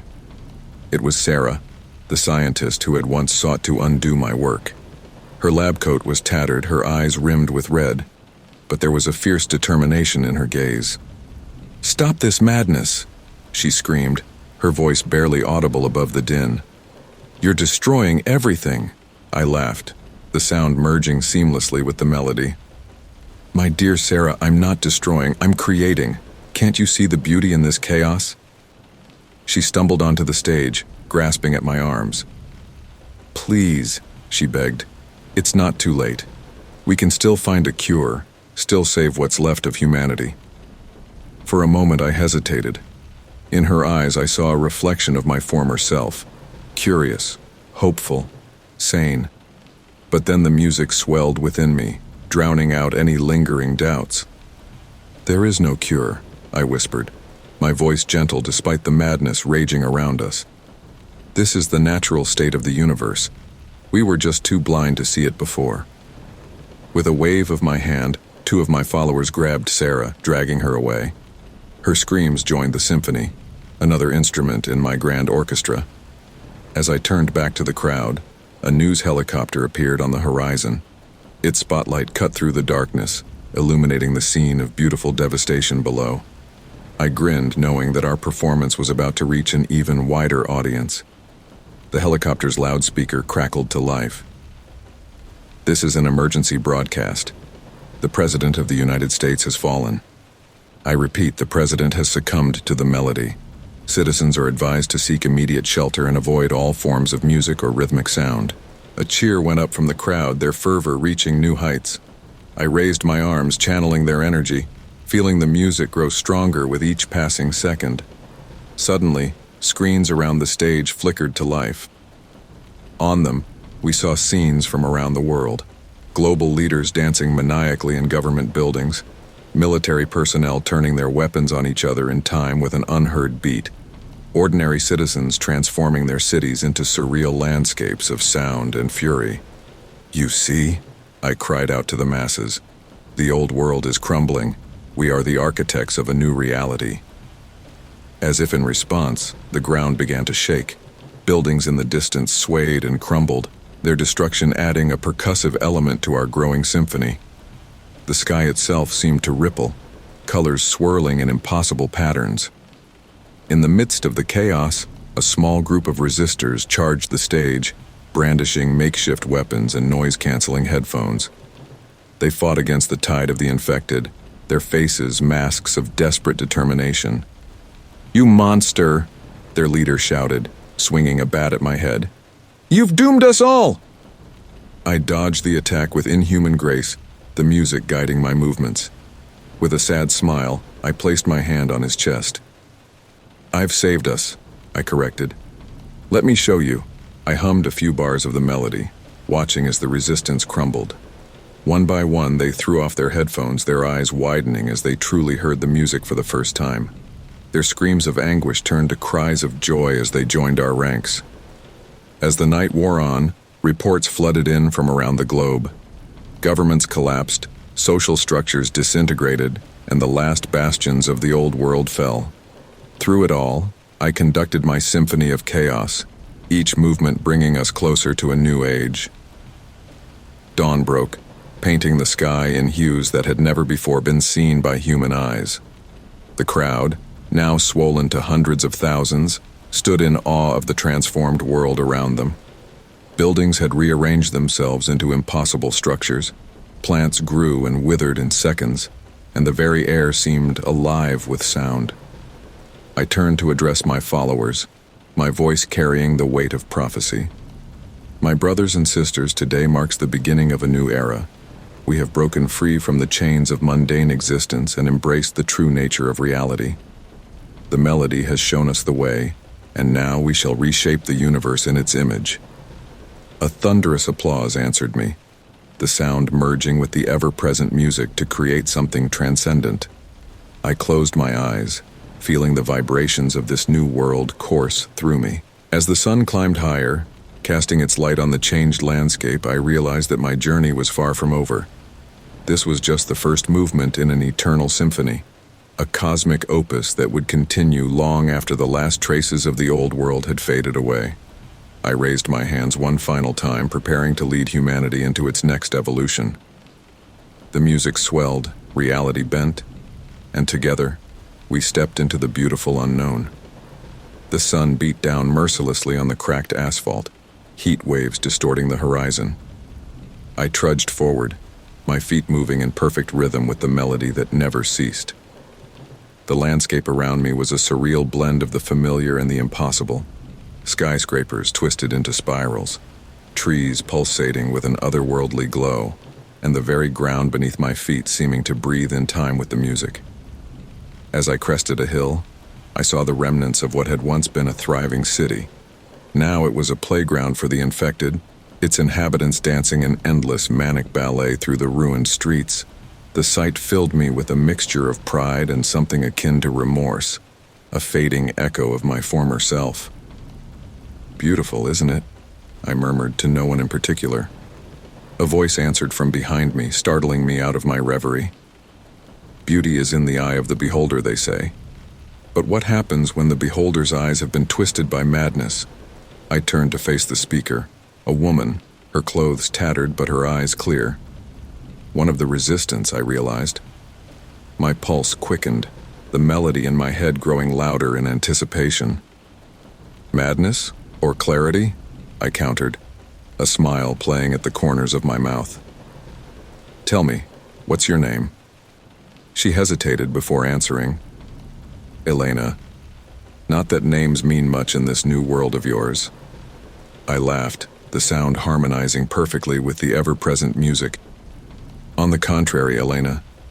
Names have power. They're rhythms, melodies in themselves. Listen closely, and you might hear it." Elena's face contorted in a mixture of disgust and fear. "I'll pass, thanks. I've seen what happens to those who listen too closely to your melodies."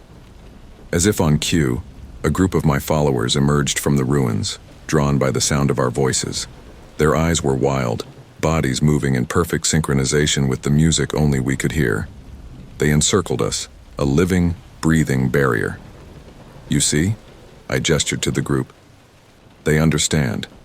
They've embraced the true nature of reality." Elena backed away, her hand instinctively reaching for a weapon that wasn't there. "This isn't reality. It's a nightmare you've forced upon the world." I stepped closer, my voice dropping to a near whisper. "But don't you want to wake up, Elena? To see the world as it truly is?" For a moment I saw hesitation flicker across her face. It was always the same, that brief instant where curiosity battled with fear. I pressed my advantage. "Just a few notes," I coaxed, beginning to hum softly. "That's all it takes." Elena's eyes widened in panic. She clapped her hands over her ears, but it was too late. The melody had found its way in, worming through the cracks in her defenses.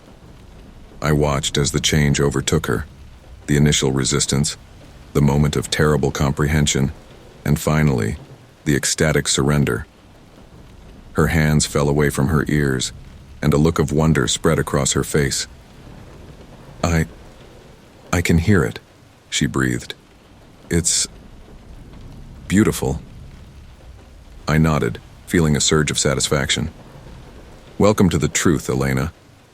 As Elena joined the swaying circle of my followers, I turned my attention back to the city below. It was time to move on, to spread the melody further. The sex whispers in my mind grew louder, urging me onward. We descended into the ruins, our numbers growing with each block we passed. The infected were drawn to us like moths to a flame, abandoning their aimless dancing to join our procession. By the time we reached the city center, our group had swollen to hundreds. In what had once been a bustling town square, I climbed atop an overturned bus to address my growing army. The melody swelled within me, and I let it pour out, my voice carrying impossible distances. "Brothers and sisters," I called out, "we stand at the threshold of a new age. The old world has crumbled, and from its ashes we will build a symphony that will reshape reality itself." A cheer went up from the crowd, a cacophony of screams and laughter that blended seamlessly with the ever-present music. I basked in their adoration, feeling the power of their collective madness fuel the melody. As I prepared to lead my followers out of the city, a commotion at the edge of the crowd caught my attention. A small group of uninfected had been captured, dragged before me by my eager disciples. "What should we do with them, Master?" one of my followers asked, his eyes gleaming with anticipation. I jumped down from my perch, approaching the terrified group. Among them was a young boy no more than 10 years old, his eyes wide with fear, but also curiosity. I knelt before the child, my voice gentle. "What's your name, little one?" The boy swallowed hard before answering. Tommy." "Tell me, Tommy," I said, "do you like music?" Tommy nodded hesitantly. My mom used to sing me lullabies." A pang of something like nostalgia shot through me, quickly drowned out by the roaring melody in my mind. I smiled at the boy. "Would you like to hear the most beautiful lullaby in all of creation?" Before the boy could answer, one of the adults, possibly his father, lunged forward. "Don't you dare touch him, you monster!" My followers quickly subdued the man, but his outburst had broken the spell. I stood, addressing the group of uninfected as a whole. "You call me a monster," I mused, "but I offer you liberation, freedom from the constraints of your limited perception, a chance to be part of something greater than yourselves."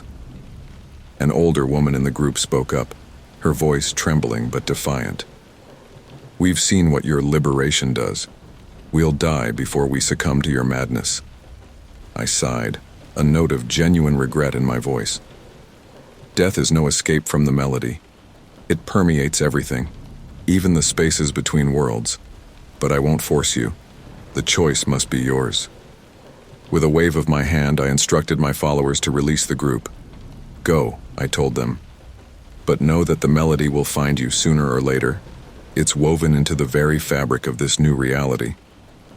As the uninfected fled, I turned back to my army of the mad. It was time to move on, to spread our gospel of beautiful chaos to whatever pockets of resistance remained. We marched out of the city, our voices raised in a hymn of insanity that caused the very air to shimmer. I felt the pull of distant minds, the last remnants of the old world trembling at our approach. As we crested a hill, leaving the ruined city behind us, I caught a glimpse of something on the horizon, a structure that pulsed with an energy that resonated with the melody in my mind. The sex whispers grew excited, urging me towards this new discovery. I smiled, knowing that our journey was far from over. The melody had more to show us, more to teach us about the true nature of reality. And I, its chosen conductor, would lead humanity into this brave new world of sound and madness. The wasteland stretched before us, a canvas waiting to be painted with the colors of our insane symphony. And as we marched onward, I hummed a tune that would reshape the very foundations of existence. The air crackled with an electric tension as I led my followers across the wasteland. The melody that had become our constant companion seemed to shift, taking on a new, almost challenging tone. Something was coming. I could feel it in the very marrow of my bones. As we crested a hill, I saw the source of this disturbance. In the valley below, a mass of people rivaling our own in size moved with a synchronized purpose that mirrored our own. At their head stood a figure that radiated power, another conductor. I raised my hand, bringing our procession to a halt. The rival conductor did the same, and for a moment the two groups stood frozen, sizing each other up across the expanse. "Well, well," I murmured, a smile playing at the corners of my mouth. "It seems we're not alone in our enlightenment." Elena, the former resistor who had recently joined our ranks, stepped forward. Her eyes, once clear, now swirled with the same madness that infected us all. "What should we do, Master?" she asked, her voice trembling with anticipation. I considered for a moment, the melody in my mind reaching a crescendo. "We greet them, of course. It's only polite." With a gesture, I signaled for a small group to accompany me. As we descended into the valley, the rival conductor did the same. We met in the middle, two forces of chaos facing off on a field of twisted reality. The other conductor was a woman, her hair a wild tangle of colors that seemed to shift and change with each passing second. Her eyes held the same manic gleam as my own, and when she spoke, her voice carried the unmistakable resonance of the melody. "So," she said, her tone a mixture of amusement and challenge, "you're the one who started all this. I've been looking forward to meeting you." I bowed with a flourish. "The pleasure is mine. I see you've been busy spreading the good word."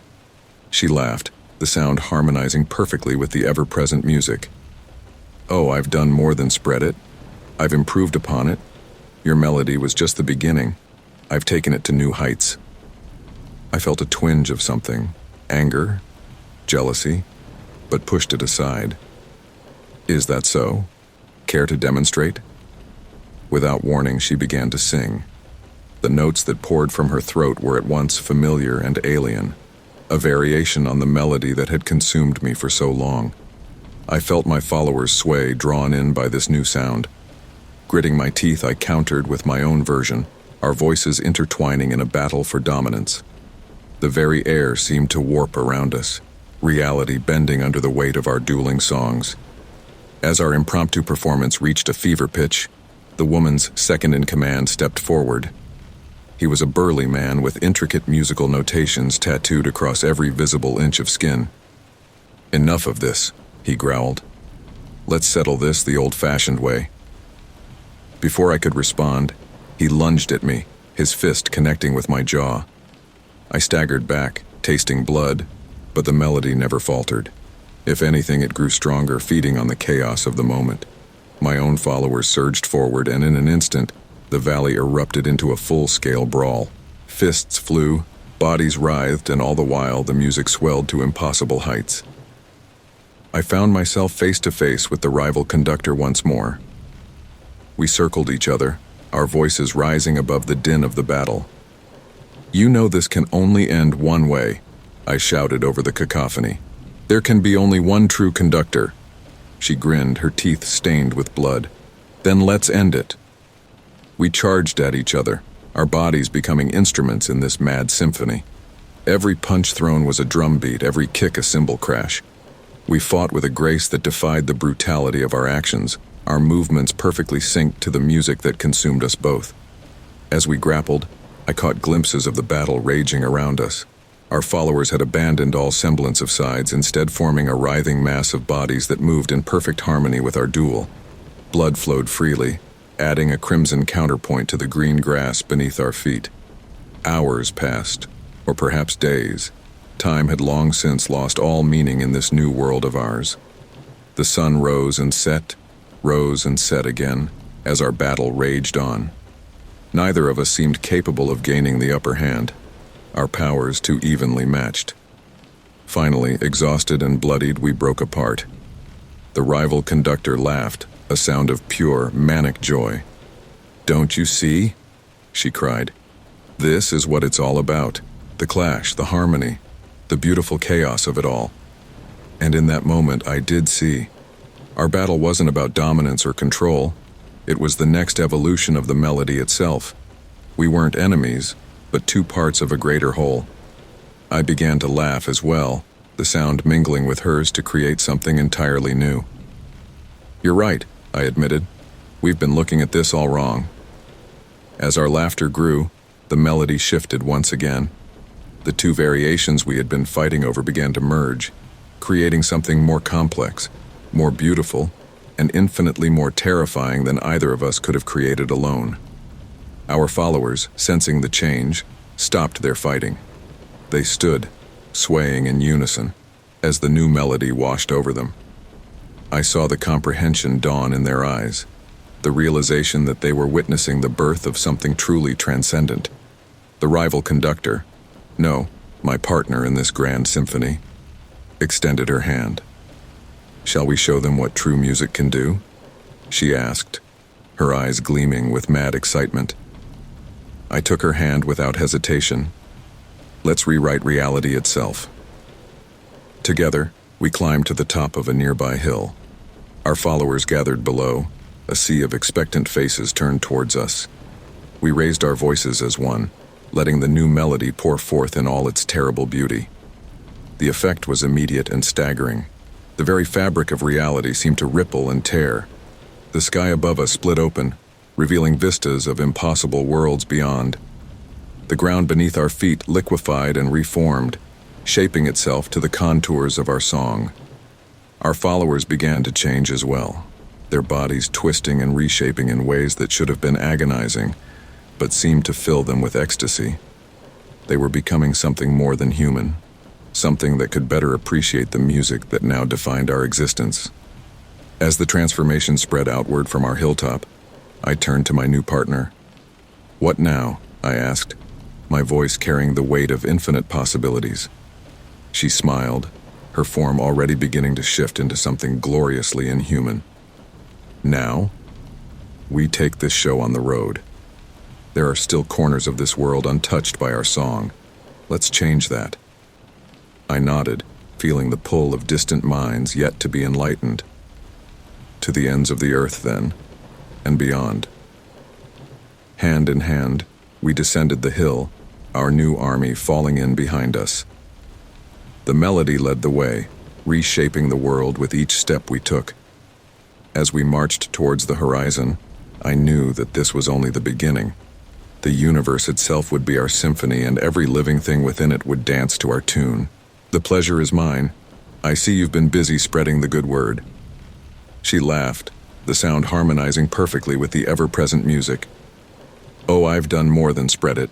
I've improved upon it. Your melody was just the beginning. I've taken it to new heights." I felt a twinge of something, anger, jealousy, but pushed it aside. "Is that so? Care to demonstrate?" Without warning, she began to sing.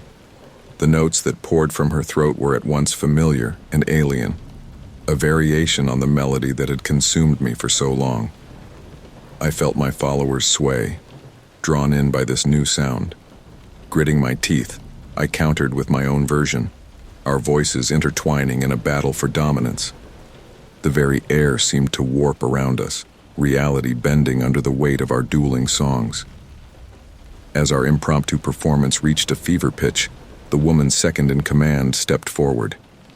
He was a burly man with intricate musical notations tattooed across every visible inch of skin. "Enough of this," he growled. "Let's settle this the old-fashioned way." Before I could respond, he lunged at me, his fist connecting with my jaw. I staggered back, tasting blood, but the melody never faltered. If anything, it grew stronger, feeding on the chaos of the moment. My own followers surged forward, and in an instant, the wasteland erupted into a full-scale brawl. Fists flew, bodies writhed, and all the while, the music swelled to impossible heights. I found myself face to face with the rival conductor once more. We circled each other, our voices rising above the din of the battle. "You know this can only end one way," I shouted over the cacophony. "There can be only one true conductor." She grinned, her teeth stained with blood. "Then let's end it." We charged at each other, our bodies becoming instruments in this mad symphony. Every punch thrown was a drumbeat, every kick a cymbal crash. We fought with a grace that defied the brutality of our actions, our movements perfectly synced to the music that consumed us both. As we grappled, I caught glimpses of the battle raging around us. Our followers had abandoned all semblance of sides, instead forming a writhing mass of bodies that moved in perfect harmony with our duel. Blood flowed freely, adding a crimson counterpoint to the parched earth beneath our feet. Hours passed, or perhaps days. Time had long since lost all meaning in this new world of ours. The sun rose and set again, as our battle raged on.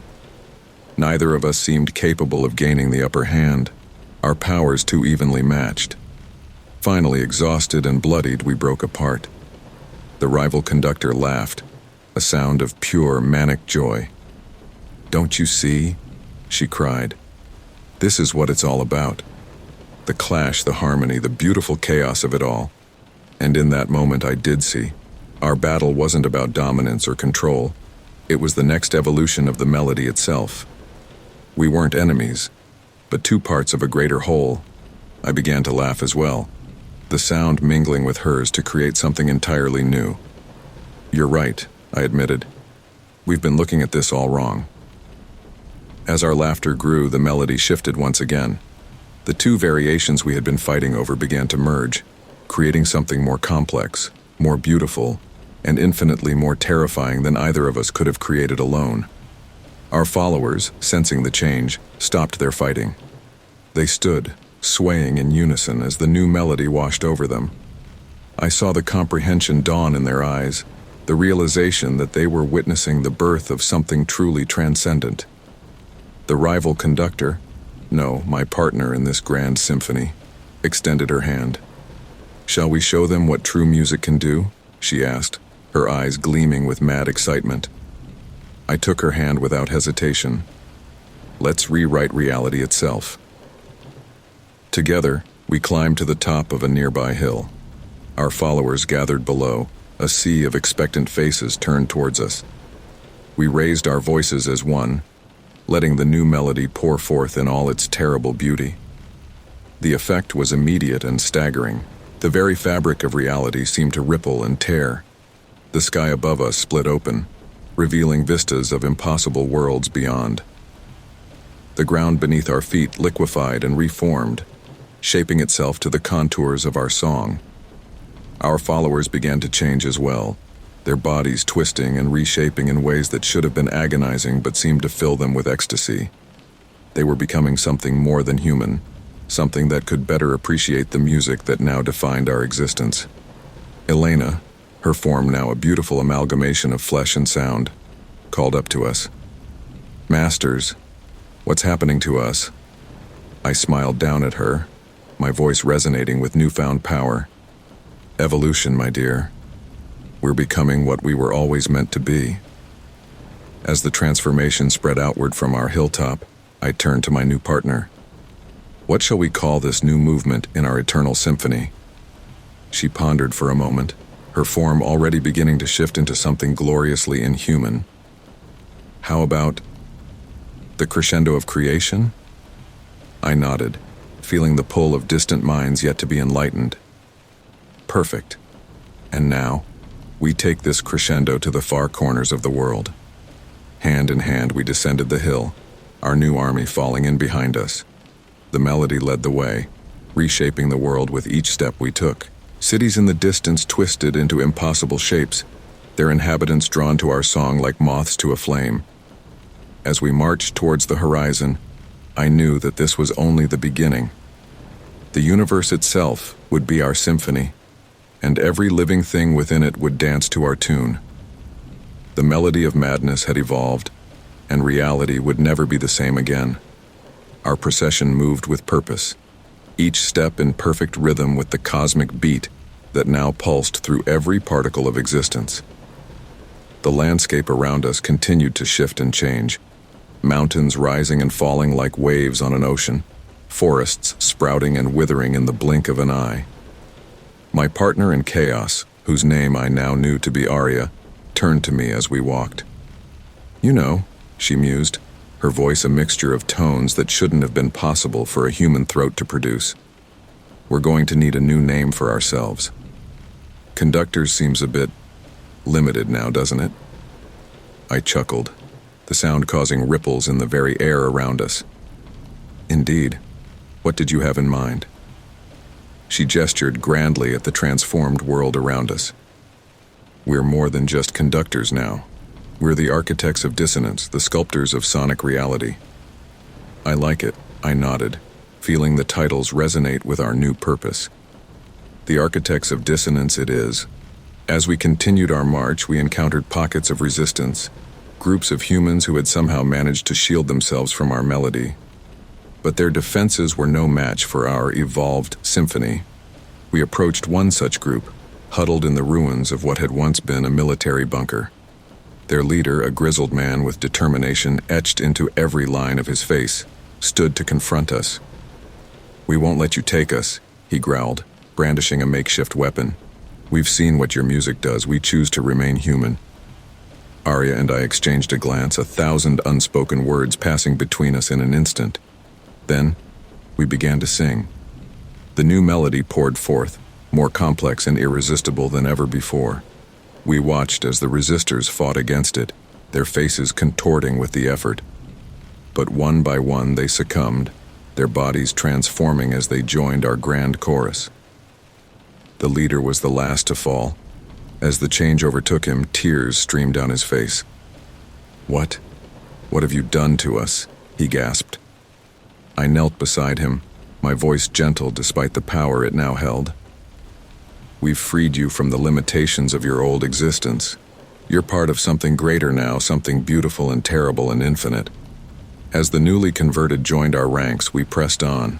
Our army grew with each passing hour, the crescendo of creation spreading across the face of the earth like wildfire.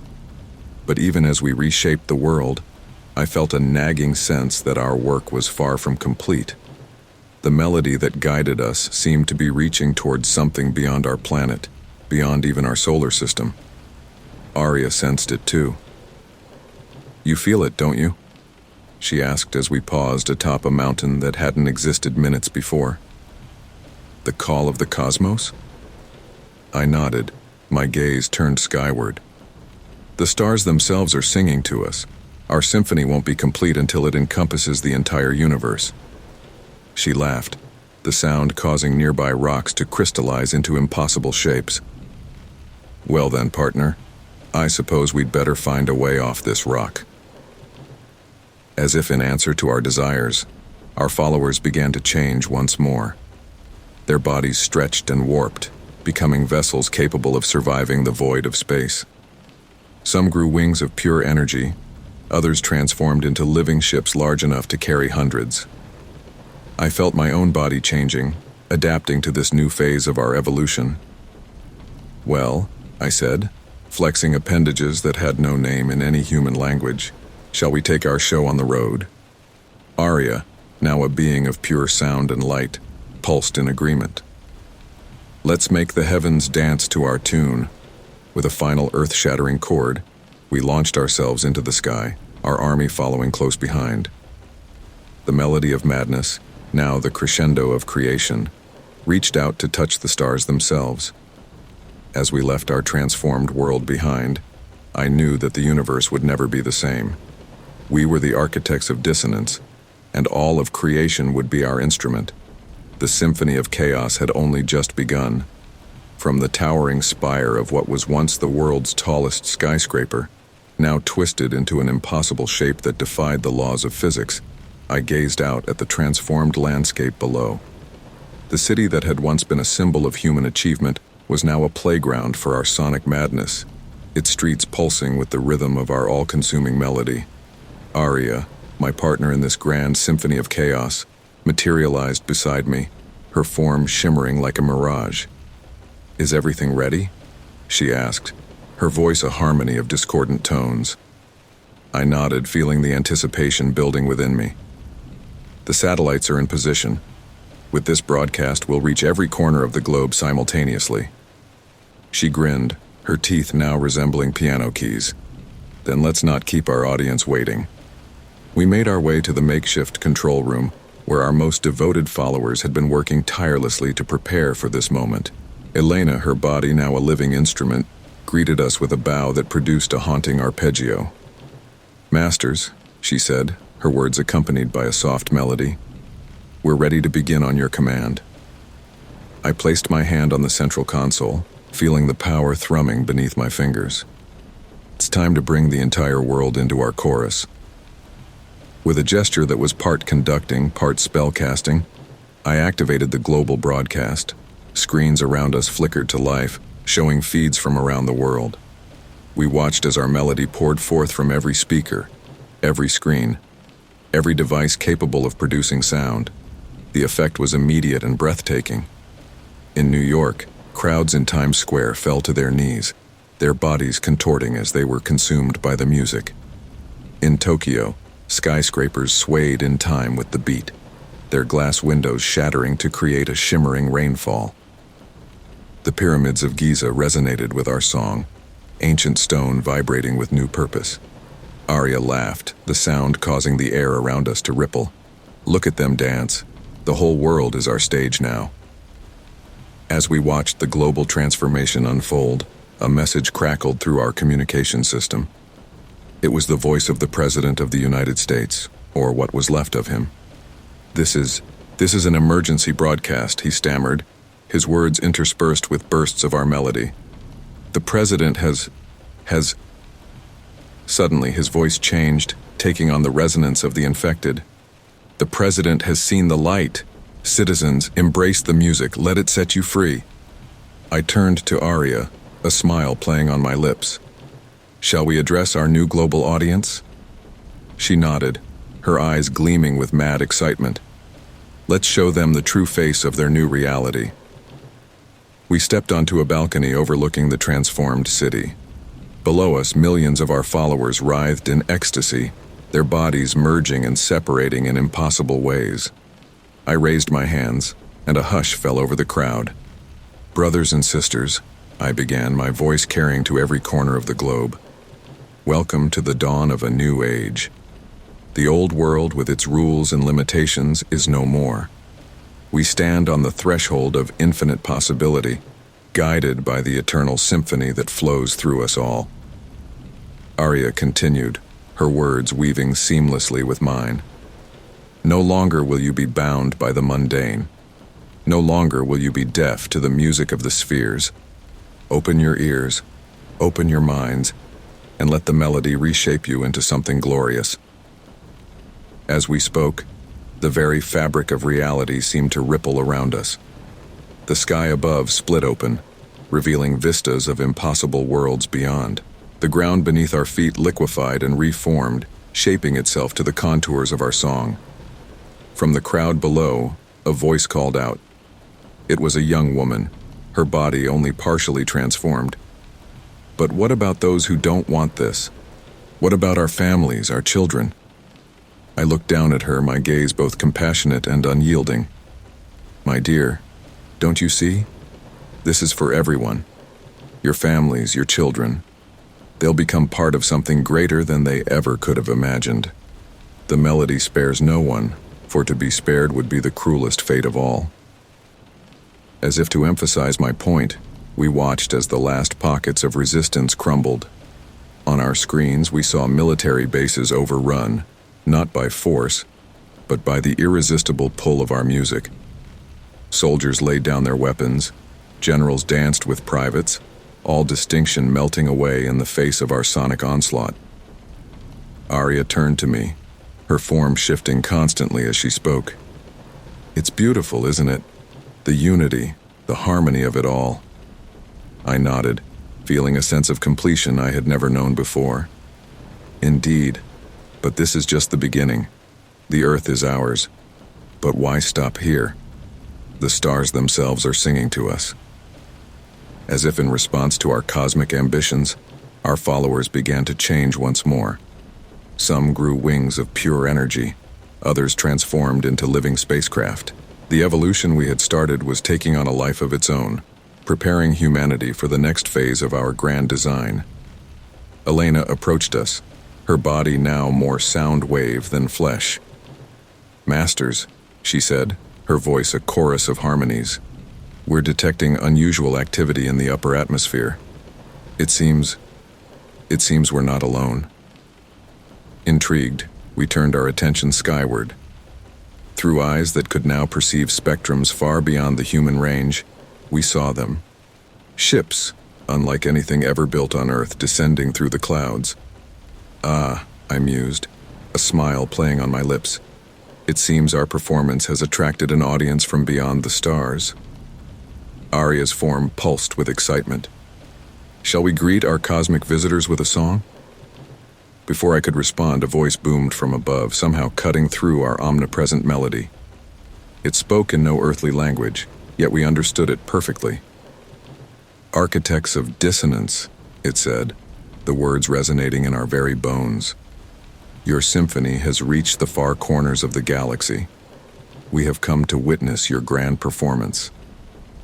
I exchanged a glance with Arya, seeing my own mix of triumph and anticipation reflected in her ever-shifting features. This was an opportunity beyond our wildest dreams, a chance to spread our melody not just across the Earth, but throughout the cosmos. Welcome, travelers from the stars, I called out, my voice carried on waves of pure sound. You've arrived just in time for the crescendo. Would you care to join our chorus? There was a moment of silence, pregnant with possibility. Then, to our delight, the alien ships began to emit a sound, a complex, otherworldly harmony that wove itself seamlessly into our melody. As the extraterrestrial music merged with our own, reality itself seemed to hold its breath. For a moment, everything hung in perfect balance. The transformed Earth, the alien ships, and our global audience of newly evolved humans. Then, with a burst of sound that shattered every window for miles, the next movement of our cosmic symphony began. The sky above erupted in a dazzling display of colors never before seen by human eyes. Our followers, already transformed beyond recognition, began to change again, their forms incorporating elements of our alien visitors. The very ground beneath our feet pulsed with newfound energy, as if the planet itself was coming alive. Arya turned to me, her eyes wide with wonder. Do you realize what this means? Our melody. It's not just reshaping Earth, it's rewriting the very laws of the universe. I nodded, feeling the truth of her words resonate through every fiber of my being.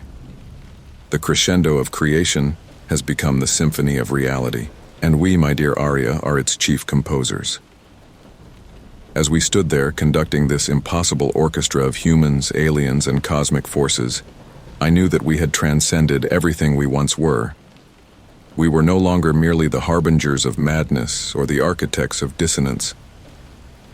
We had become the gods of a new reality, our song the very fabric of existence itself. And as our melody reached out to touch distant stars and unseen dimensions, I realized that our journey, far from being over, had only just begun. The universe awaited our song, and we had an eternity to perform. The world around us pulsed with an otherworldly energy, every molecule vibrating in perfect harmony with our ever-evolving symphony. Arya and I stood atop what was once the highest peak on Earth, now a spiraling tower of crystallized sound that reached into the stratosphere. Below us, the landscape writhed and shifted, an ever-changing canvas painted by our music. Do you feel it? Arya asked, her form shimmering like a heat mirage. The rhythm of reality itself bending to our will? I nodded, my senses now attuned to frequencies beyond human comprehension. It's beautiful, but there's something else, a dissonance in the distance. Can you hear it? Before Arya could respond, Elena materialized beside us, her body now a living spectrogram of sound waves. Masters, she said, her voice a chorus of harmonies. We're phenomena across the globe. Seems our music is affecting more than just human minds. As if to emphasize her mind, a flock and a birds flew out, their bodies twisted into impossible shapes, wings beating in perfect time with our melody.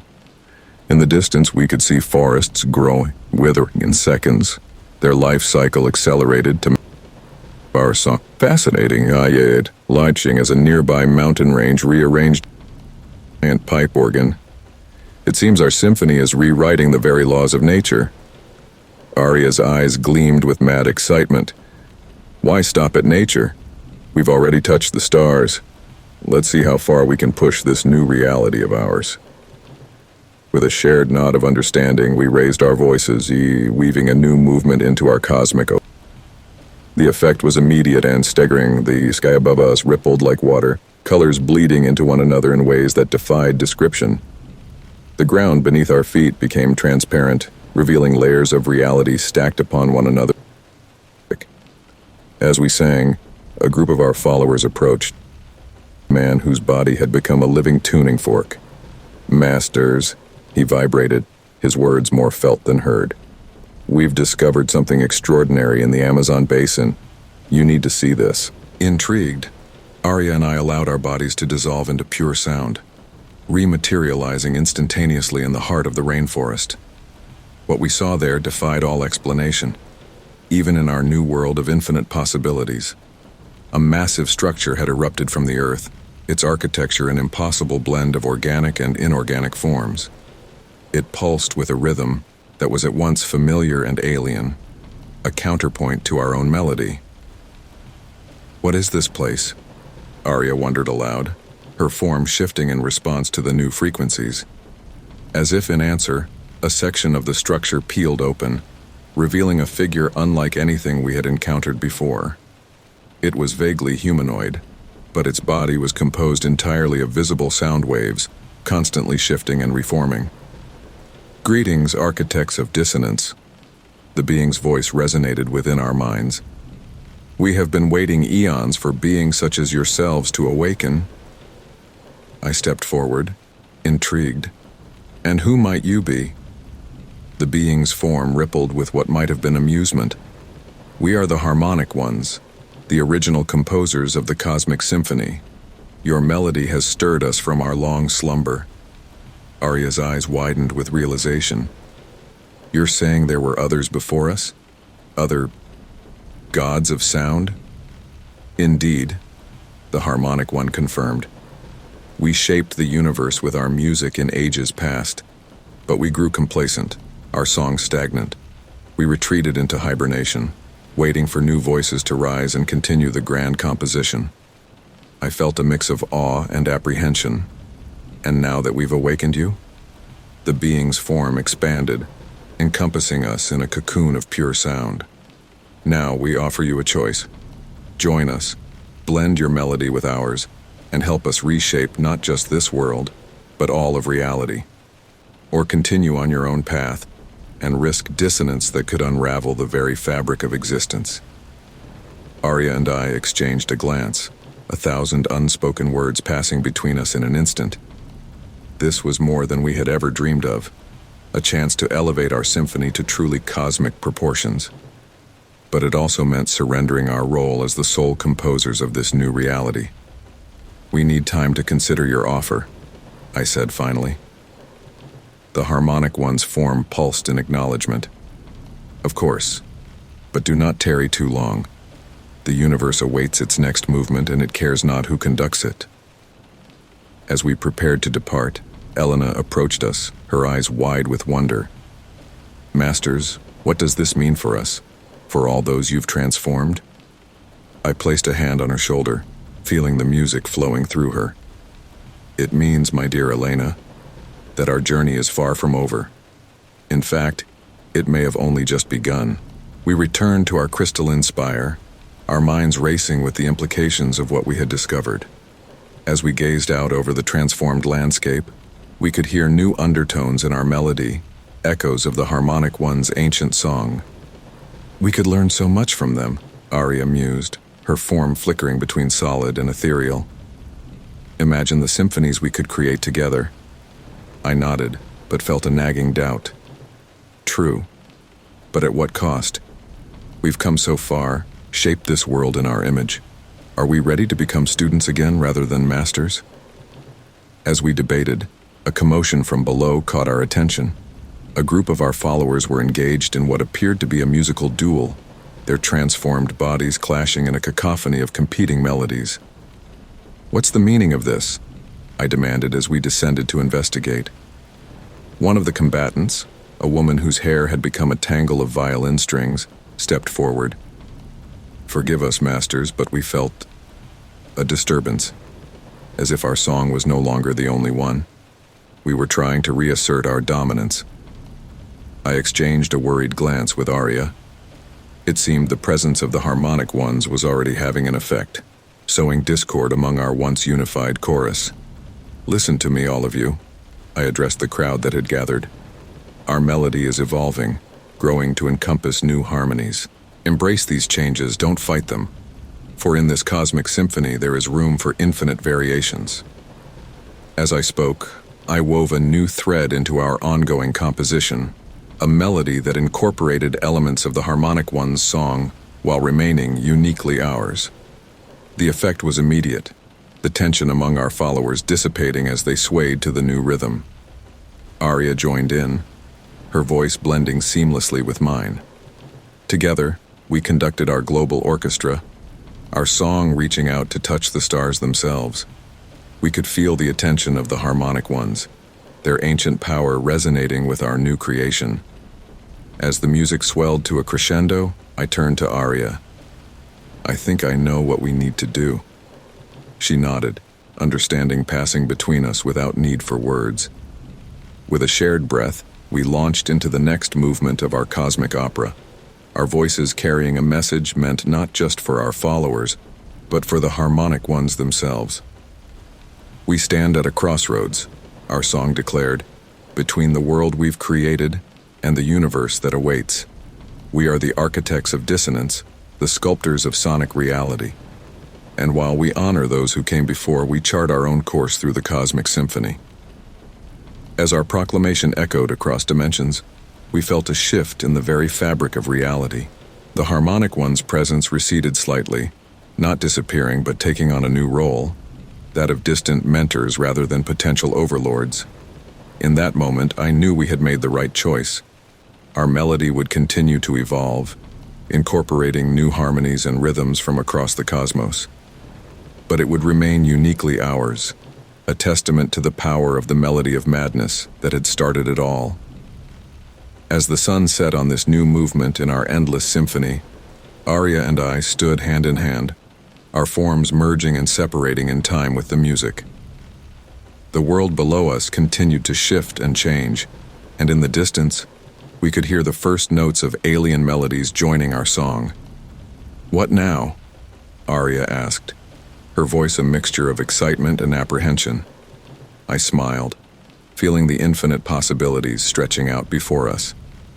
"Now, my dear, we compose the future, one note at a time." And with that, we raised our voices once more, ready to conduct the next movement in the grandest symphony the universe had ever known. The air shimmered with visible sound waves as Arya and I stood atop our crystalline spire, conducting the ever-evolving symphony that had reshaped our world.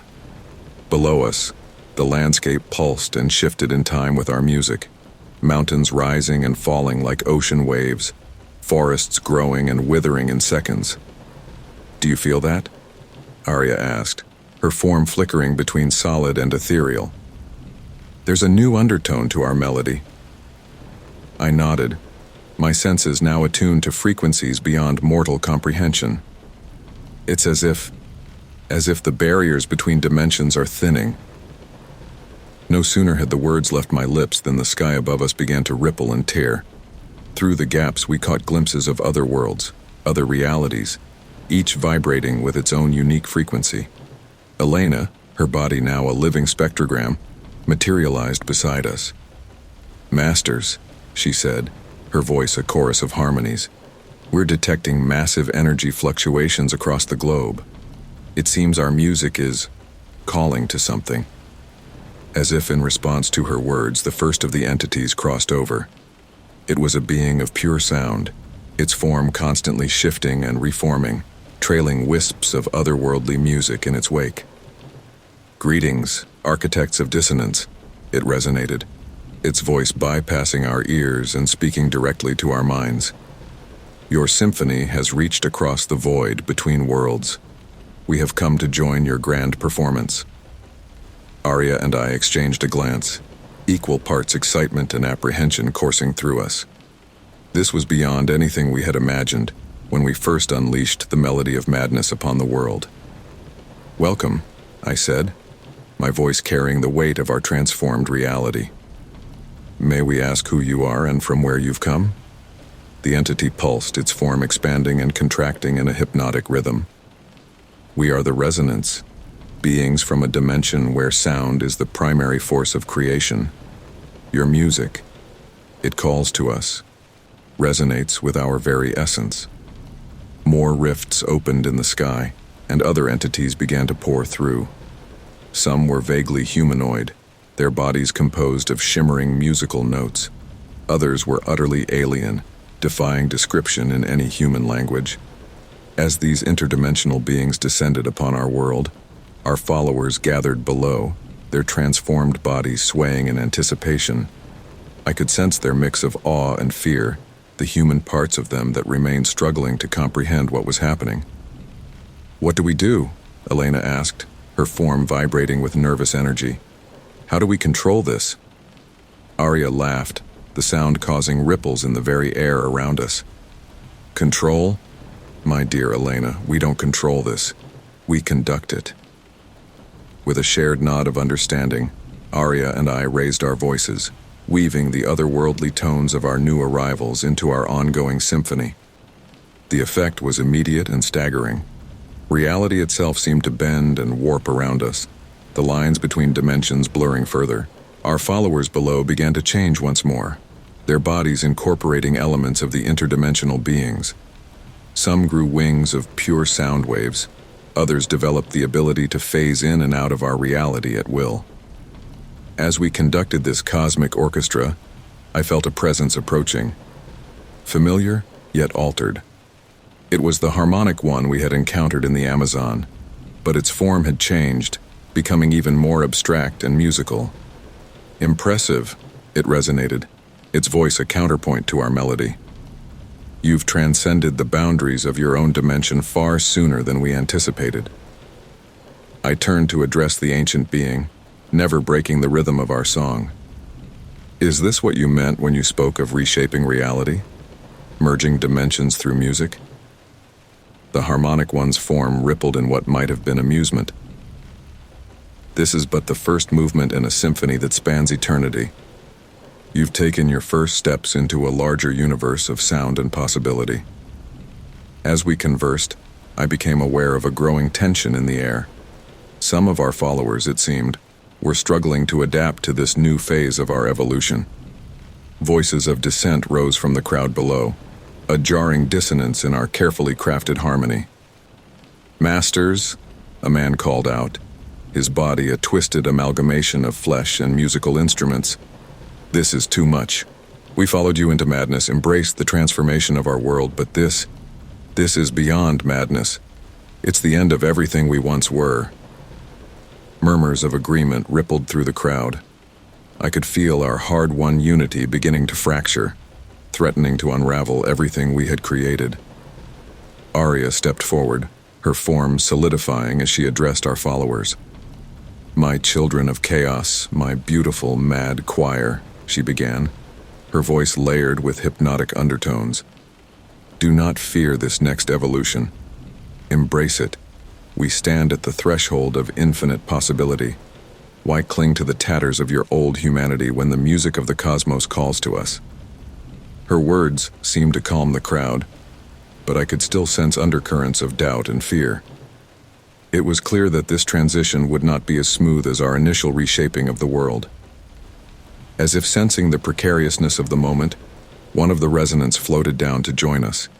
Its form shimmered and pulsed, emitting a soothing melody that wove itself into the fabric of our song. "Perhaps," it suggested, its thoughts merging with the music around us, "a demonstration is in order. Show your followers the true potential of this interdimensional harmony." Inspired by the resonance words, I began to sing a new movement in our cosmic symphony. This melody was unlike anything we had composed before, incorporating elements from our world, the realm of the resonance, and dimensions yet unexplored. As the music swelled, reality itself began to shift and change around us. The crystalline spire we stood upon stretched and warped, becoming a bridge between dimensions. Through it, we could see vistas of unimaginable beauty. worlds where music was visible, where entire galaxies danced in complex orbital ballets, where the very concept of existence was fluid and ever-changing. Our followers gasped in awe, their fears momentarily forgotten in the face of such wonder. Even the most reluctant among them couldn't help but be moved by the sheer beauty and potential of what we were offering. Encouraged by their response, Arya joined her voice with mine, adding new layers of complexity to our interdimensional overture. The resonance and other entities added their own unique tones, creating a harmony that transcended the limits of any single reality. As we sang, I felt a shift within myself. My consciousness expanded, touching minds across dimensions, linking with beings whose very existence defied comprehension. In that moment, I understood the true power and responsibility we held as the architects of dissonance. "Do you see now?" I called out to our followers, my voice echoing across realities. "This is not the end of who we are. It's the beginning of who we can become. Together, we will compose a symphony that will reshape the very fabric of the multiverse." The crowd below erupted in a cheer that shook the foundations of reality itself. Any lingering doubts were washed away in a tidal wave of excitement and possibility. As the interdimensional beings mingled with our followers, sharing knowledge and experiences beyond mortal ken, I turned to Arya. "We've come so far," I mused, "from that first haunting melody in a college dorm room. Could you ever have imagined it would lead to this?" Arya laughed, the sound causing nearby rifts in reality to dance and swirl. "Imagining was what got us here in the first place, my love. And now our imagination knows no bounds." The harmonic one, who had been observing silently, pulsed with approval. "You have surpassed our wildest expectations," it resonated. "The next movement of the Cosmic Symphony awaits your direction." As we prepared to dive deeper into the infinite possibilities that lay before us, Elena approached, her form now a swirling vortex of musical energy. "Masters," she said, her voice carrying echoes of 1,000 dimensions, "what's our next composition?" I smiled, feeling the weight and wonder of all we had created, and all that was yet to come. "My dear Elena, we're about to embark on the greatest improvisation the multiverse has ever known." With that, Arya and I raised our voices once more, ready to conduct the next movement in our eternal, interdimensional symphony. The barriers between worlds thinned further, new realities blended with our own, and the melody of madness evolved into something greater than we could have ever imagined. As our song reached across the cosmos, touching countless dimensions and realities, I knew that our journey was far from over. In fact, it had only just begun. The multiverse trembled with the echoes of our interdimensional symphony. Arya and I stood at the nexus of countless realities, our forms shifting and blending with the very fabric of existence. Around us, the world we had once known had become a kaleidoscope of impossible geometries and sentient sound waves. "Can you feel it?" Arya asked, her voice resonating across 1,000 dimensions. "The pulse of infinite possibilities?" I nodded, my consciousness expanding to encompass realms beyond mortal comprehension. "It's intoxicating. But there's something else. A dissonance in the distance. Do you hear it?" Before Arya could respond, a rift in reality tore open before us. Through it stepped Elena, but she was changed. Her body was now a living fractal, each movement creating cascades of harmonious tones. "Masters," she said, her words painting vibrant patterns in the air.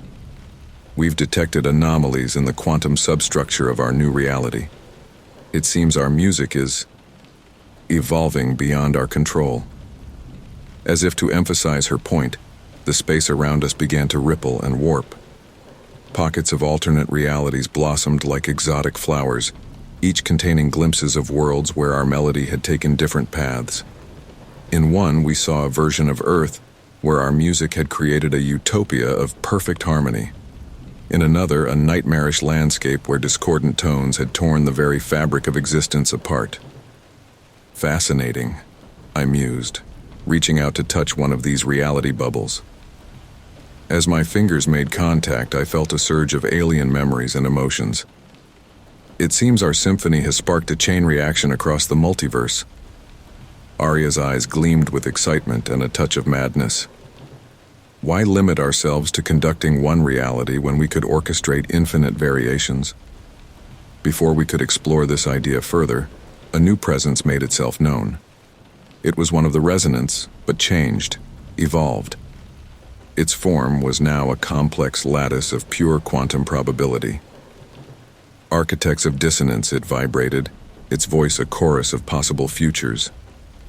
Your melody has set in motion events beyond even our understanding. The boundaries between realities are collapsing. Soon, all of existence will be one grand, chaotic symphony. I felt a mix of awe and apprehension.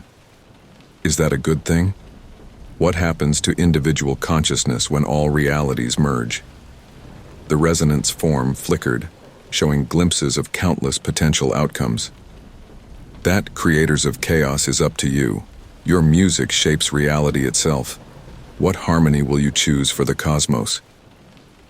As we pondered this cosmic dilemma, Elena approached, her fractal form pulsing with urgency. Masters are followers, and they're changing again. Some are embracing the chaos, becoming one with the quantum flux. Others are fighting it, trying to maintain their individuality. I exchanged a worried glance with Arya. We had started this journey seeking to liberate humanity from the constraints of mundane existence. But had we gone too far? Were we on the verge of unmaking the very concept of individual identity? We need to see this for ourselves, Arya decided. With a thought, we transported ourselves to what had once been the heart of New York City. The familiar skyline was now a fluid, ever-changing masterpiece of sound and light. In the streets below, our followers wrestled with their latest transformation. Some had fully embraced the quantum nature of our new reality, their bodies becoming swirling vortexes of probability. Others struggled against it, desperately trying to maintain a fixed form. A woman approached us, her body flickering between human and pure energy. "Please," she begged, her voice a cacophony of possible words. "Make it stop. I don't want to lose myself in the cosmic orchestra." Before we could respond, another follower interrupted. This one had fully given in to the quantum flux, his form a dazzling display of superposition. "Don't listen to her," he exclaimed joyously. "This is transcendence. Why cling to the limitations of a single self when we can be everything, everywhere, all at once?" As the two argued, their conflicting desires manifested as competing melodies, threatening to tear open new rifts in reality. I could feel the strain on the fabric of existence, the multiverse groaning under the weight of infinite possibility. "We need to make a decision," Arya said, her voice cutting through the chaos. "Do we push forward into this new frontier of quantum existence, or do we try to stabilize reality?" I closed my eyes, letting the music of the cosmos wash over me. In that moment, I could hear every possible outcome, every potential future for our grand symphony. The sheer weight of possibility was overwhelming. "Perhaps," I said slowly, opening my eyes, "the answer lies not in choosing one path, but in finding harmony between them." With that, I began to sing a new melody. It was a song of balance, of unity and diversity. As the notes echoed across dimensions, I wove together threads of fixed reality and quantum flux, creating a tapestry of existence where both could coexist. Arya quickly caught on, adding her own voice to the composition. Together, we conducted the most complex movement of our cosmic symphony yet. As we sang, reality began to stabilize, but not in the way it had been before. Instead, it settled into a new state of dynamic equilibrium. Our followers found themselves able to shift between quantum and fixed states at will, embracing the infinite without losing their sense of self. The resonant reappeared, its form now a perfect blend of probability and certainty. "Remarkable," it hummed. "You've created a new type of existence, one that bridges the gap between the finite and the infinite." Elena, who had been watching in awe, stepped forward. Her fractal form had solidified somewhat, though it still shimmered with quantum potential. What does this mean for us? For all of existence? I smiled, feeling the new rhythm of reality pulsing through me. It means, my dear Elena, that our journey is far from over. We've opened the door to a new stage of cosmic evolution. As if in response to my words, the sky above us shimmered, revealing glimpses of other universes, other realities that had been touched by our music. Some were similar to our own, others wildly different, but all now resonated with the same underlying harmony. "Look," Arya breathed, pointing to a particularly vibrant rift in the sky. Through it, we could see beings of pure thought and emotion, their very existence a kind of music we had never encountered before. "Shall we pay them a visit?" I asked, feeling a surge of excitement at the prospect of new realms to explore, new symphonies to compose. Arya's eyes sparkled with the reflection of infinite worlds. "Why stop at one? We have eternity to explore, to compose, to conduct the grand orchestra of existence itself." As we prepared to embark on this new phase of our cosmic journey, I turned to address our followers one last time. "My friends, my beautiful chaotic choir," I began, my voice carrying across dimensions. "We stand at the threshold of infinite possibility. Our melody has reshaped not just our world, but the very nature of reality itself. From this moment forward, we are no longer bound by the limits of a single existence. We are the composers of the multiverse, the conductors of quantum destiny. Let our song echo across eternity." A cheer rose up, not just from those gathered before us, but from countless versions of our followers across infinite realities. The sound was deafening, beautiful, a promise of adventures yet to come. With a shared smile, Arya and I raised our voices once more, ready to conduct the next movement in the grandest symphony the multiverse had ever known. As our song reached out across the cosmos, touching realms beyond imagination, I knew that our melody of madness had become something far greater than we could have ever dreamed. It had become the very pulse of existence itself, a never-ending story of chaos and harmony, playing out across the infinite canvas of reality. And we, the architects of dissonance, would be there to conduct every magnificent, mad moment of it. The multiverse hummed with the echoes of our quantum symphony, realities blending and separating in a cosmic dance of infinite possibility.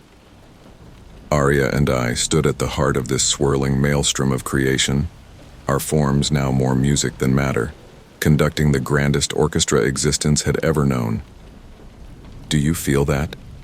Arya asked, her voice a harmony of 1,000 potential futures. "There's a new resonance building, something unprecedented."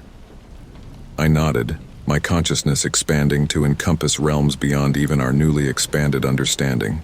It's as if all of reality is converging on a single point, a nexus of infinite probability. No sooner had the words left my lips than the fabric of existence around us began to fold and ripple. Streams of pure information, encoded in complex musical patterns, flowed from all directions, converging on a single point in the center of our perception. Elena, her fractal form now a living embodiment of quantum superposition, materialized beside us. "Masters," she said, her voice a chorus of possibilities. "We're detecting a massive surge of energy and information. It's like reality itself is trying to become self-aware." As if in response to her words, the streams of information coalesced into a pulsing sphere of pure potential. Within its swirling depths, we could see glimpses of every possible reality, every conceivable outcome of our cosmic symphony. A voice, or perhaps a trillion voices speaking as one, emerged from the sphere. "Architects of dissonance," it resonated, shaking the foundations of existence. "Your melody has set in motion the final movement of the cosmic opus. We are the symphonic singularity, the culmination of all realities, all possibilities." Arya and I exchanged a glance, equal parts awe and apprehension coursing through our quantum-entangled beings. This was beyond anything we had imagined when we first unleashed the melody of madness upon our small corner of reality. "What does this mean?" I asked, my voice carrying the weight of universes. Are all realities merging into one? The symphonic singularity pulsed, its form expanding and contracting in a hypnotic rhythm. We are not a merging, but a harmonization. Every reality, every possibility, playing in perfect counterpoint. And you, architects, shall be our conductors. As the implications of these words sank in, our followers from across the multiverse began to gather.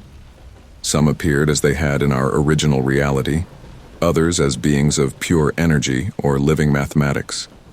All were drawn to the promise and peril of this new cosmic paradigm. One of our oldest followers, a man who had been with us since the beginning of our mad symphony, stepped forward. His form flickered between human and abstract concept, a living embodiment of our journey. "Masters," he said, his voice echoing with the memory of countless transformations, "is this truly the end of our evolution? Have we reached the final crescendo of existence?" Arya laughed, the sound causing ripples in the very fabric of reality. "My dear friend, this is not an end, but a new beginning. We stand at the threshold of infinite composition." With a shared understanding, Arya and I raised our voices, weaving the disparate threads of all realities into a new, all-encompassing melody. The effect was immediate and staggering. The boundaries between dimensions dissolved entirely, replaced by a fluid tapestry of interconnected possibilities. Our followers began to change once more, their forms becoming conduits for the infinite potential of the symphonic singularity. Some grew wings of pure probability. Others developed the ability to exist in multiple states simultaneously, their very beings a testament to the new nature of reality. As we conducted this cosmic orchestra, I felt a presence approaching, familiar, yet utterly transformed. It was the harmonic one we had encountered so long ago, but it had evolved far beyond its original form. Now, it appeared as a living constellation of musical notes, each one a universe unto itself. Impressive, it resonated, its voice a counterpoint to the grand symphony around us. "You've transcended the boundaries of existence far beyond what we could have imagined. The symphonic singularity is the ultimate expression of the cosmic harmony we once sought." I turned to address the ancient being, never breaking the rhythm of our universe-spanning song. "Is this what you envisioned when you first shaped reality through sound? A convergence of all possible existences?" The harmonic one's form rippled in what might have been nostalgia. "Our original vision was but the first note in this grand composition. You, architects of dissonance, have taken that seed and grown it into a cosmic tree of infinite melody." As we conversed, I became aware of a growing tension in the symphony around us. Some of our followers, it seemed, were struggling to adapt to this new phase of cosmic evolution.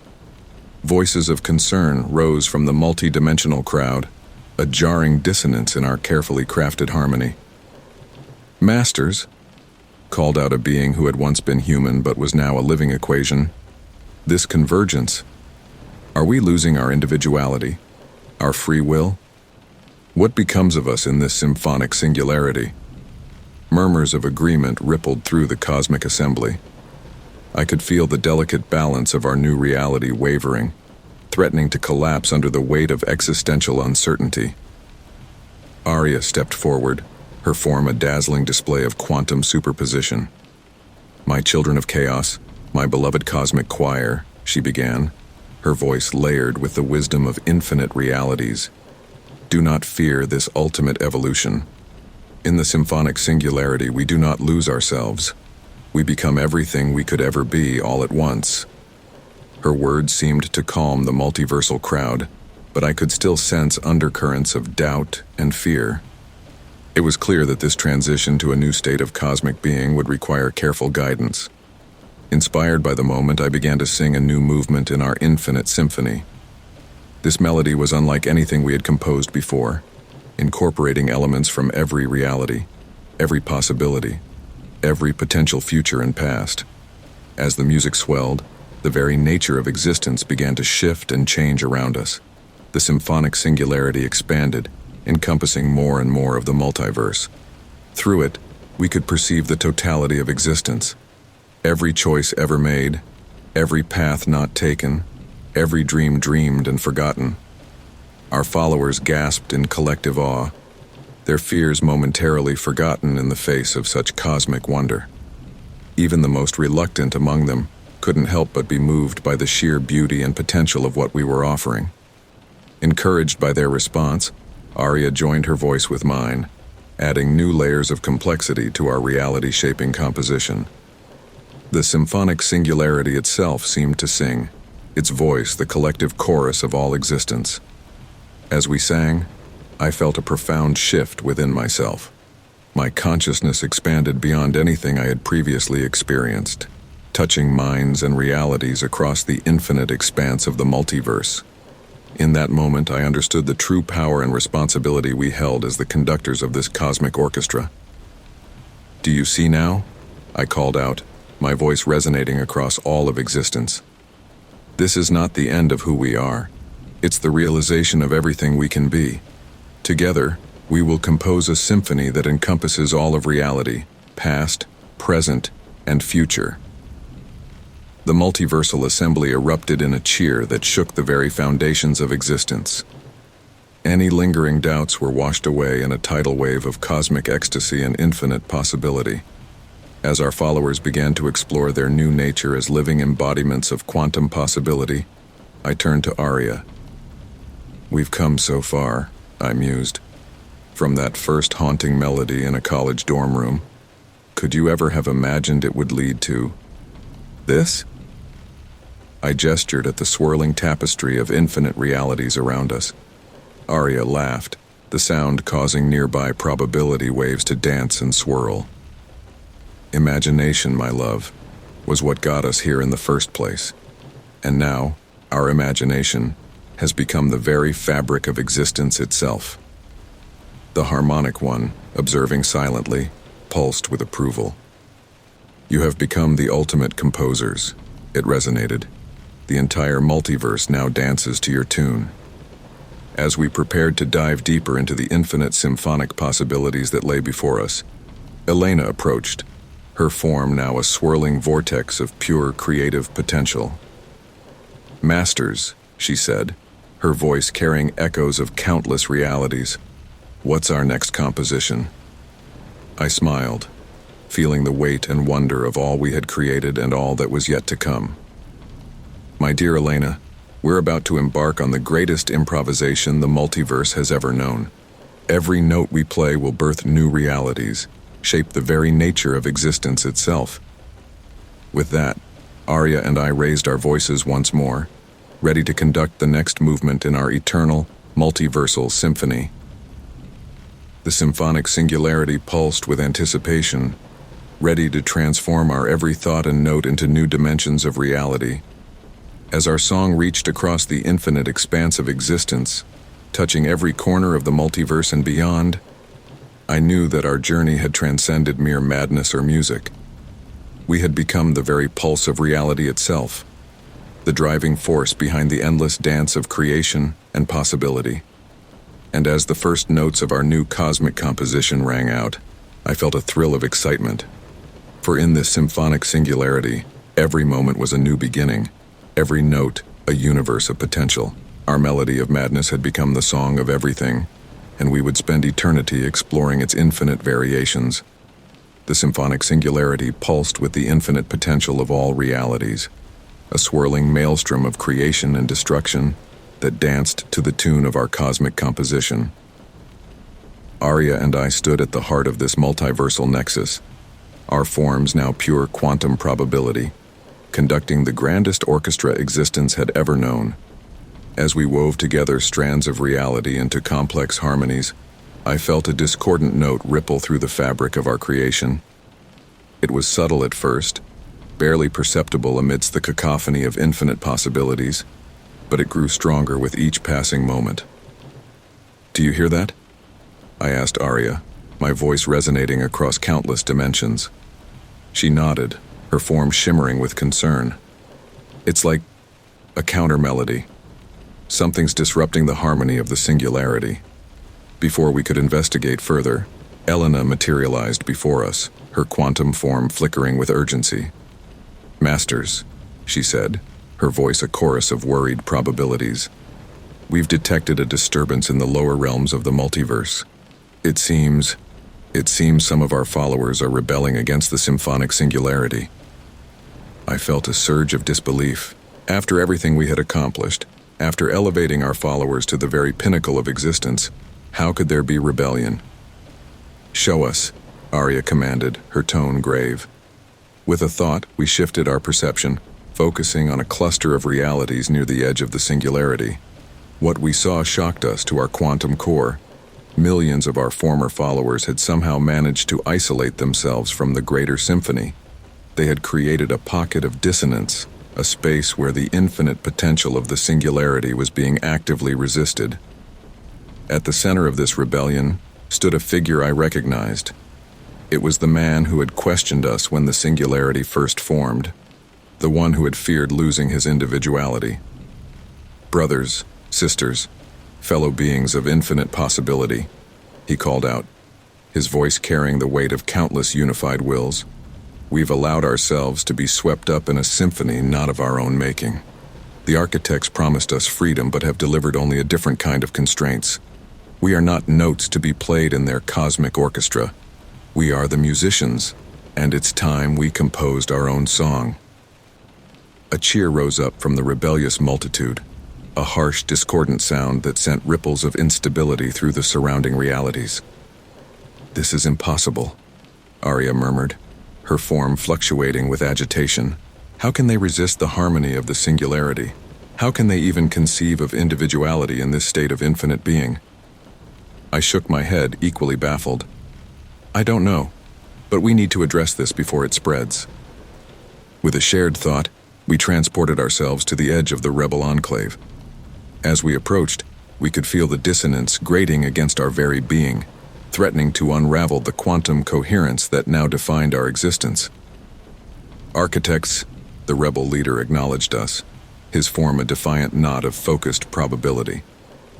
"Have you come to silence our song of freedom?" I tried to project an aura of calm authority, even as I felt the dissonance eating away at my composure. "We've come to understand," I said. "Why reject the infinite wonder of the singularity? Why cling to the limitations of individuality when you can be everything, all at once?" The rebel's form pulsed with what might have been bitter laughter. "Wonder? Is that what you call this loss of self? This subsumation into your grand design? We were individuals once, with hopes, dreams, and the power to shape our own destinies. Now we're nothing but notes in your cosmic symphony, played and discarded at your whim." Arya stepped forward, her voice a harmony of reason and compassion. "But don't you see? In the singularity, you haven't lost your individuality. You've transcended it. You are every version of yourself that could ever exist, experiencing every possible life simultaneously." And yet, another rebel voice chimed in, "We have no control over those experiences. We are passive observers in our own infinitude, unable to make choices to grow, to truly live." The rebel leader nodded in agreement. "We want our freedom back, architects. We want the ability to compose our own melodies, even if they're simpler than your grand cosmic opus." As they spoke, I became aware of a growing crowd of neutrals gathering at the edges of our confrontation. These were beings who hadn't joined the rebellion, but were clearly intrigued by its message. The stability of the entire singularity hung in the balance. I exchanged a worried glance with Arya. This rebellion posed a threat not just to our vision, but to the very fabric of our new multiversal reality. If it spread, the careful harmony we had cultivated could unravel, plunging all of existence into chaos. "What would you have us do?" I asked the rebel leader, buying time as I frantically tried to compose a solution to this cosmic crisis. "Undo all we've accomplished? Return to the limitations of singular existence?" The rebel's form stabilized, taking on a more defined shape, an echo of his former human self. "Not undo, architects, evolve. We propose a new composition, one that preserves the infinite potential of the singularity, but restores our agency within it.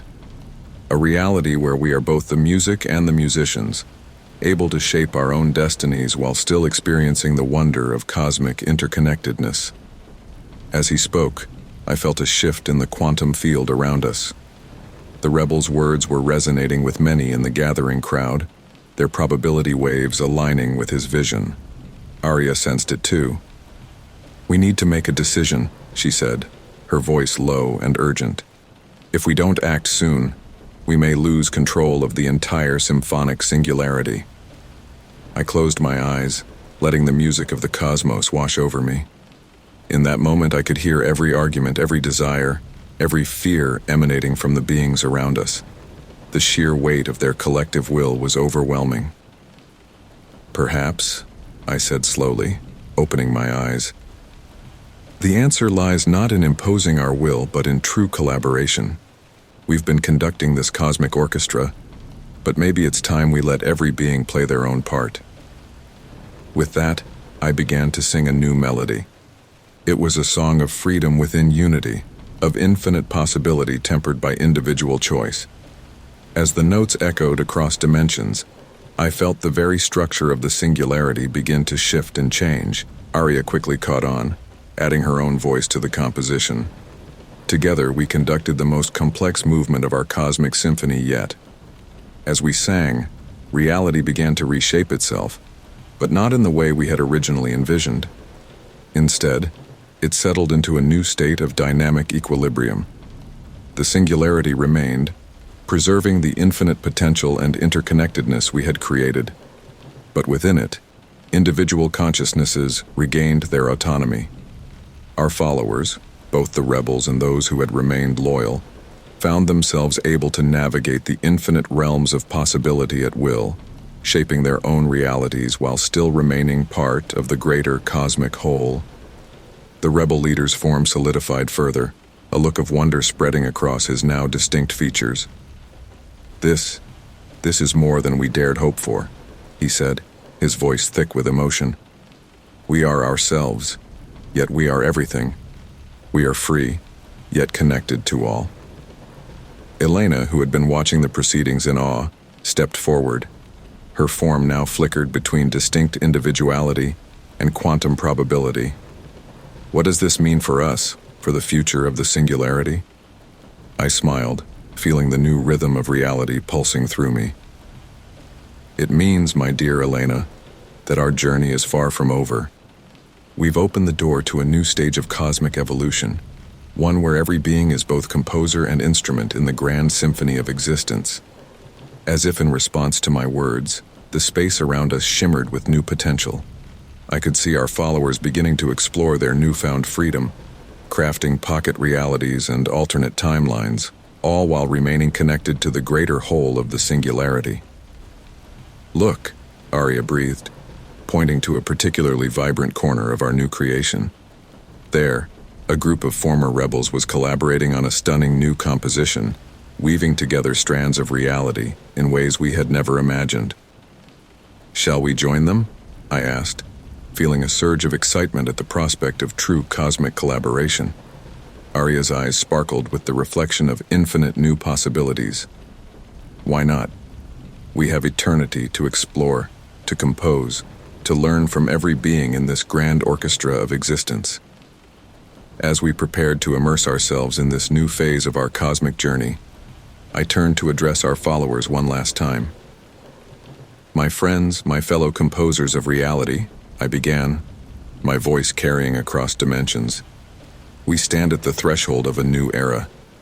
Our melody has reshaped not just our world, but the very nature of existence itself. From this moment forward, we are all equal partners in the grandest collaboration the multiverse has ever known. Let our individual songs join together in a harmony that will echo across eternity." A cheer rose up, not just from those gathered before us, but from countless beings across the infinite expanse of the singularity. The sound was deafening, beautiful, a promise of adventures and creations yet to come. With a shared smile, Arya and I raised our voices once more, ready to take our places not as conductors but as fellow musicians in the grandest symphony the multiverse had ever known. As our song reached out across the cosmos, blending with the unique melodies of trillions of individual composers, I knew that our melody of madness had become something far greater than we could have ever dreamed.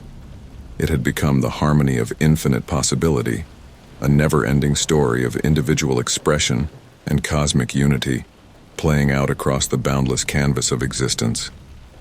And we, no longer merely the architects of dissonance but now fellow explorers in this new reality, would be there to experience every magnificent, surprising moment of it. The final movement of our cosmic opera had begun, and every being in existence held the power to shape its course. The true adventure, it seemed, was only just beginning.